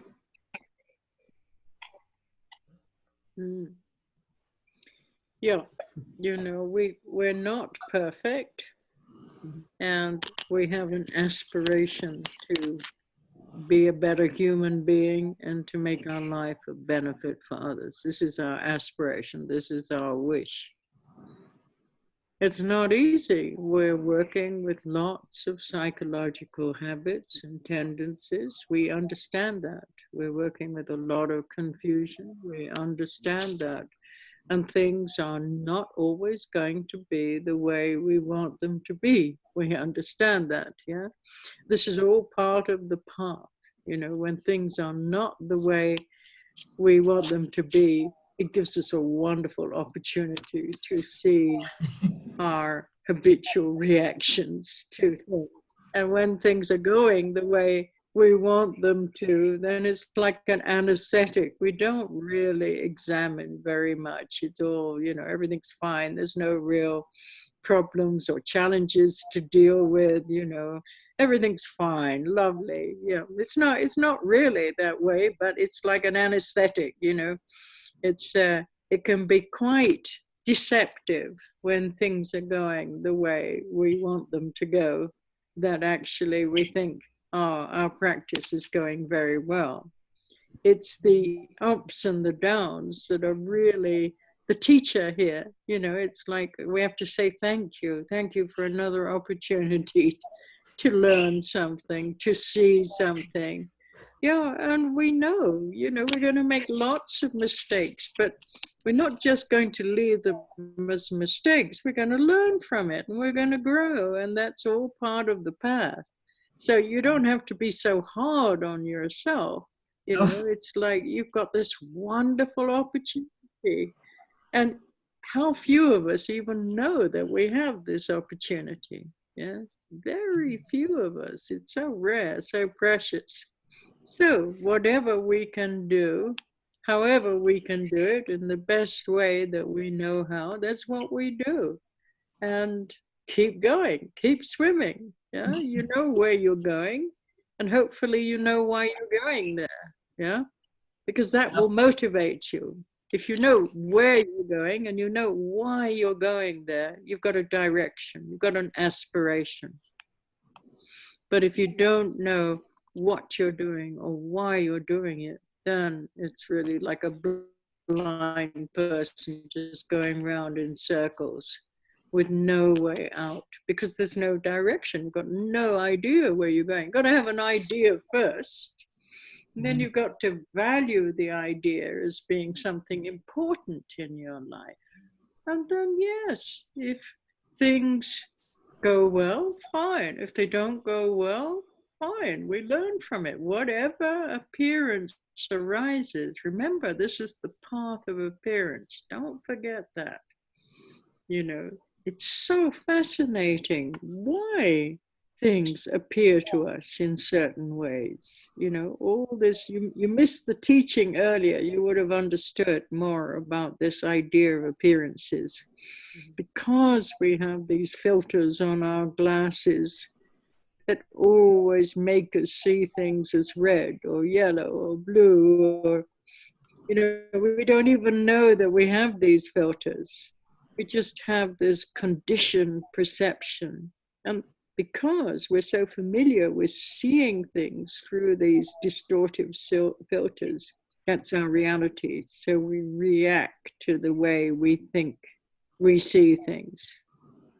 So now we know, you know, we know that it's just all these endless filters coming and going, coming and going. It's not me, it's all these conditioning factors that we're working with.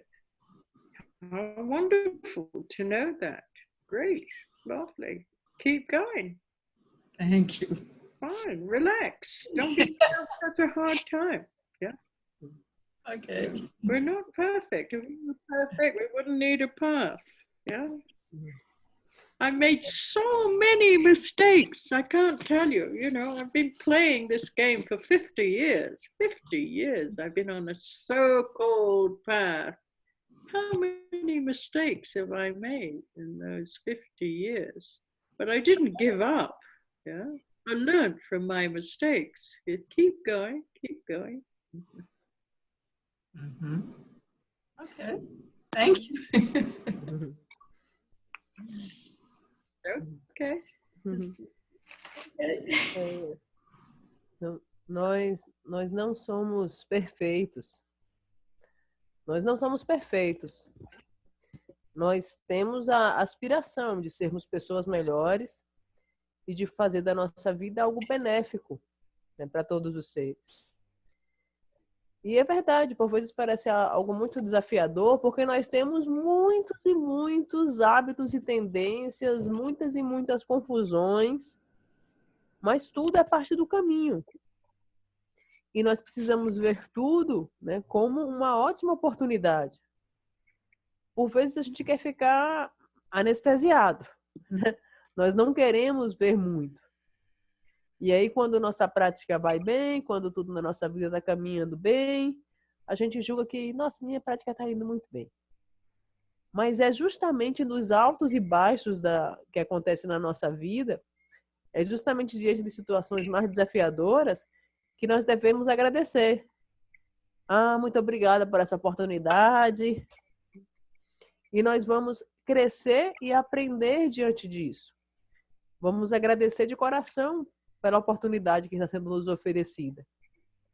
Porque, observem, muitos, mas muitos poucos de nós têm essa oportunidade.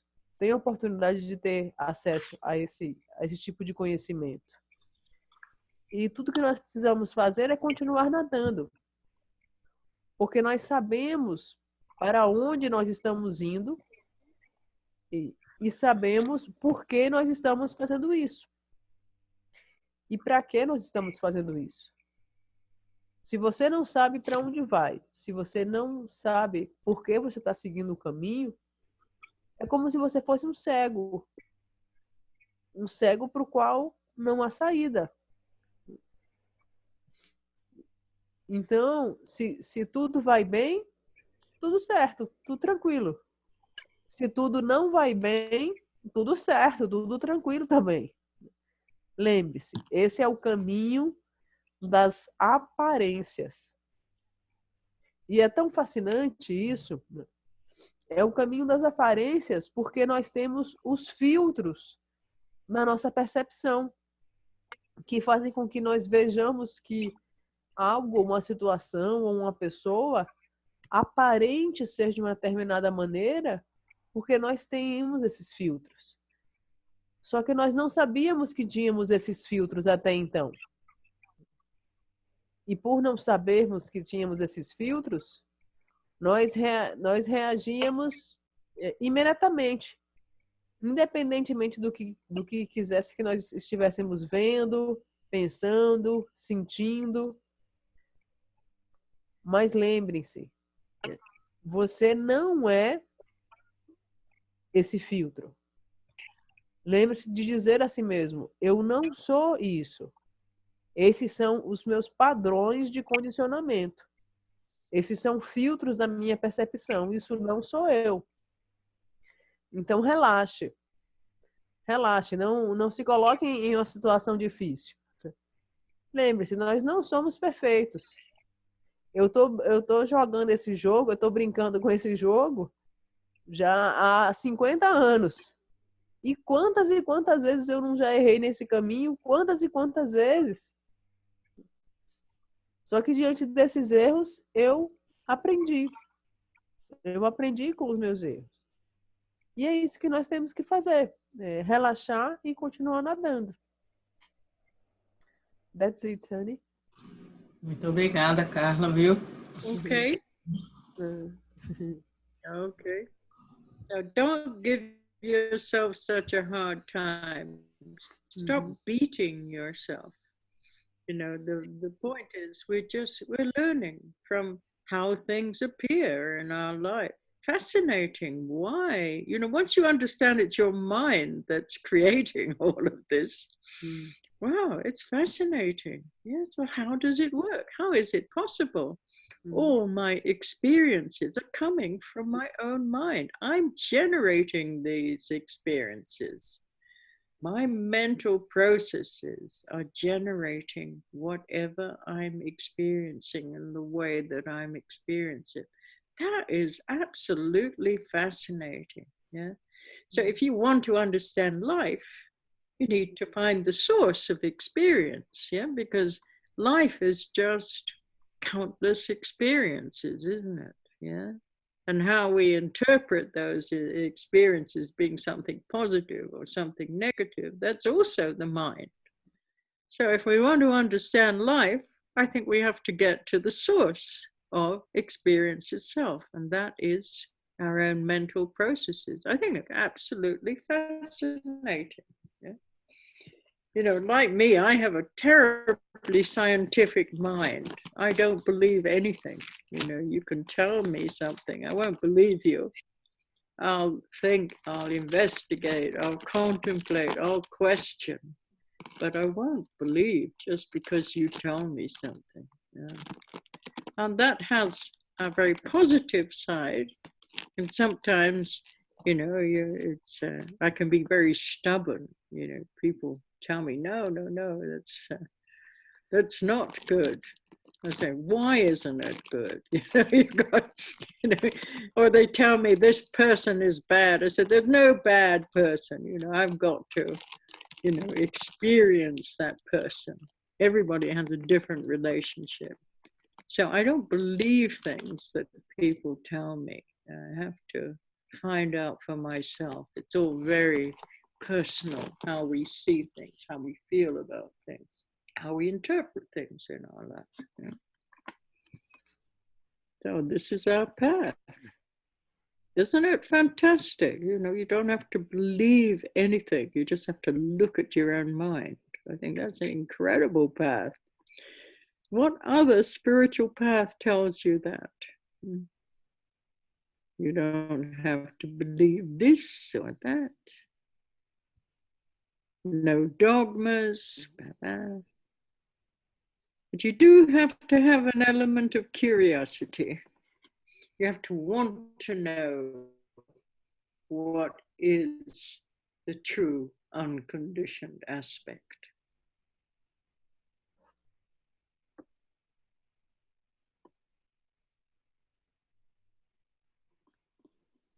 You have to value freedom.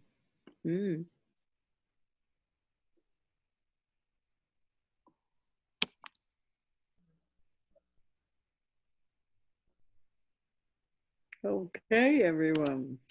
How are you, Claudio and Lilian? Yes. Então, não se dê um tempo difícil. O que você entende, você está buscando entender o que a sua mente criou. Todas as minhas experiências vieram da minha mente. E isso é absolutamente fascinante. Se você quiser entender a vida, você tem que entender as experiências. E se você quiser entender as experiências, você tem que ir até a fonte das experiências. E a fonte das experiências são os nossos processos mentais. E quantas vezes eu fiz contemplações, fiz questionamentos, ouvi questionamentos, porque eu não acredito no que as pessoas me contam. Eu não acredito naquilo que me repassam. Quando alguém comenta algo comigo, eu me pergunto, mas por que você está vendo isso desse jeito? Por que você pensa dessa forma? Eu sempre fui uma pessoa extremamente questionadora. E todo o nosso caminho, ele é muito pessoal. É muito pessoal como nós sentimos, como nós pensamos, como nós vemos. E você não tem que acreditar em nada. Você simplesmente tem que ver a sua própria mente. E que caminho diz isso? Que caminho diz isso? Que caminho espiritual diz isso para você? Que caminho espiritual não é um caminho cheio de dogmas, ordens, crenças, fé cega? Então, esse é um caminho maravilhoso, porque tudo que você tem que fazer é observar a sua própria mente. Você pode conhecer o aspecto não condicionado. Você pode conhecer a verdadeira natureza. E tudo que você tem que fazer é valorizar a liberdade. Valorizar a liberação. Valorizar a liberdade. Querer ser livre. E Lilian, Cláudio... Simply, okay, we know that whatever we see is a projection. Whatever we experience now is a projection of our mind. But we also know that the projections are created or generated by a projector. So if we want to understand the projections, we need to understand the projector. So we keep coming back to the source of the projection. Simple. You won't find the answer to the projection in the projection, will you? You won't understand how it's generated by just looking at the projection. You have to come back to the source. That's what we're doing. Our own mental processes are the projector, are the source of all our experiences.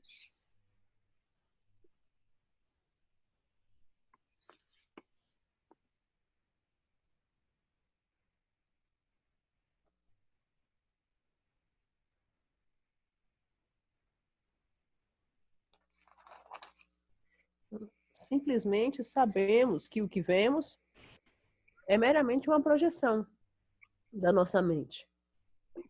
Mas nós vemos que a projeção vem de um projetor.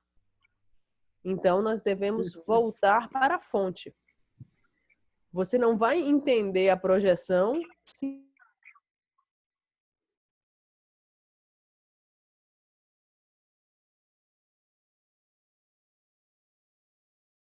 Can't hear. que o que vemos é projeção da nossa mente.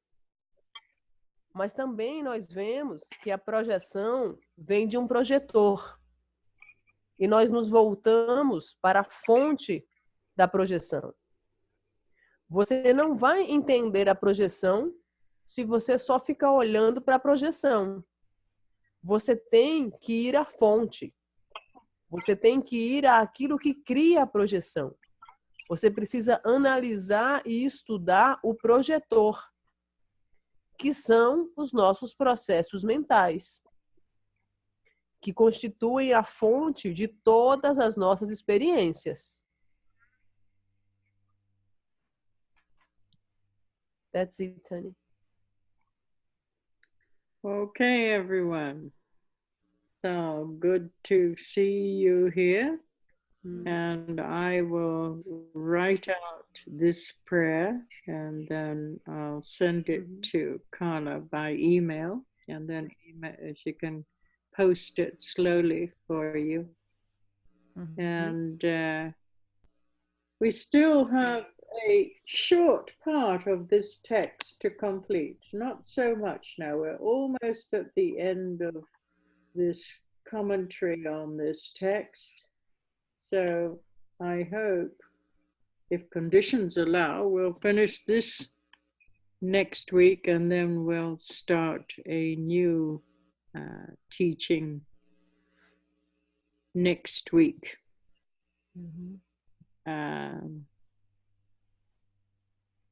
Yes, when I say to you, please, let's keep this WhatsApp group just focused on my teachings and people's questions concerning these teachings. It's because, I have to read everything that is being posted there, and it keeps me occupied. If you just post everything that you think you want to post, all kinds of teachings from different teachers and this, that, and the other, you can start another group to do all of that. But just try and keep this group or Terracina or whatever groups I start really focused on my communication in relationship to the teachings that I'm giving. That would help me a lot. And it saves a lot of time for me to try and get everything translated. And poor Carla, I have to keep saying to Carla, can you translate that? What's that? What's she? Because my Portuguese is not that good. So I depend on Carla to tell me what people are saying. So don't give her so much extra work by long segments from books by different teachers. We can read the book if we want to read the book. That's fine. You don't have to post it in the group. Is that all right with everybody? Então, vamos manter o grupo do WhatsApp concentrado exclusivamente nos ensinamentos da Anne e nas perguntas que digam respeito a esses ensinamentos. Porque se vocês postam qualquer coisa ali no grupo, eu vou ler, né? E isso me mantém muito ocupada. Isso desperdiça tempo. Se você quiser postar alguma coisa a respeito, ou um texto, ou alguma citação, você tem vários e vários outros grupos para poder fazer isso. Mas eu sempre peço que tanto esse grupo de WhatsApp aqui do Zoom, como o grupo de Teresina, ou outros grupos de WhatsApp criados, se concentrem nos meus ensinamentos e em perguntas a respeito dos meus ensinamentos. E mantendo os grupos de WhatsApp com esse foco, isso vai economizar muito tempo e energia nossa. Além disso, a Carla e o Romani estão traduzindo o que está sendo escrito no grupo de WhatsApp. Né? Então, não deem nem para a Carla nem para o Romani mais trabalho do que eles já têm. Então, não fiquem postando, embora eu respeite muitíssimo todos, né, os mestres, e eles têm o seu ensinamento muito respeitado, mas procurem concentrar o grupo de WhatsApp para os nossos ensinamentos aqui e para as perguntas relativas a esses ensinamentos. E se quiserem compartilhar trechos de livro de outros mestres, compartilhem em outros grupos, mas não no nosso, por gentileza. That's it, Tani. Thank you very much. Hi, Romani. I think that Carla's given you a lot of extra work. Is that right? Oi, Romani, tô achando que a Carla tá te dando um trabalhinho extra aí. No, it's okay. It's okay. I benefit from this work also, so it's fine. Não tem problema não, eu também me beneficio desses trabalhinhos aí. Yeah, this book that I'm trying to write, it's taken me 6-7 years. We still haven't completed it yet. It's not easy to present it in a way that is understandable for not only people who know Buddhism, but people who don't know Buddhist ideas. So, I'm trying to present it to a wide audience. Something that is interesting and can benefit them in some way. So not easy to edit something like this. Yeah, we're working slowly, very slowly. I would love to be able to finish it this year, but who knows? It's a bit like my life story. That's also been going on for years. I haven't finished that. That's maybe because I'm still alive. And never mind, we'll see. All right, everybody, love to you all. Just keep looking at your own reactions to whatever's happening in daily life and ask yourself, now, why does it appear that way to you? That is provoking a reaction. Learn from your own experience. Use your own experience as your teacher.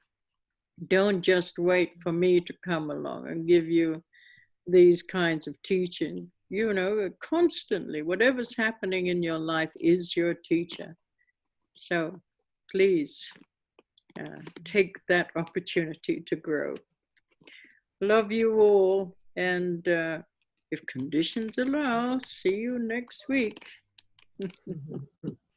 Have a good week, everyone. Yes. Olhe para suas reações. Então, durante essa semana, olhe para suas reações. E se pergunte, por que isso está aparecendo para mim desse jeito? Use as suas experiências como seu professor. Constantemente, o que quer que ocorra com você é o seu professor. Então, procure praticar isso durante essa semana.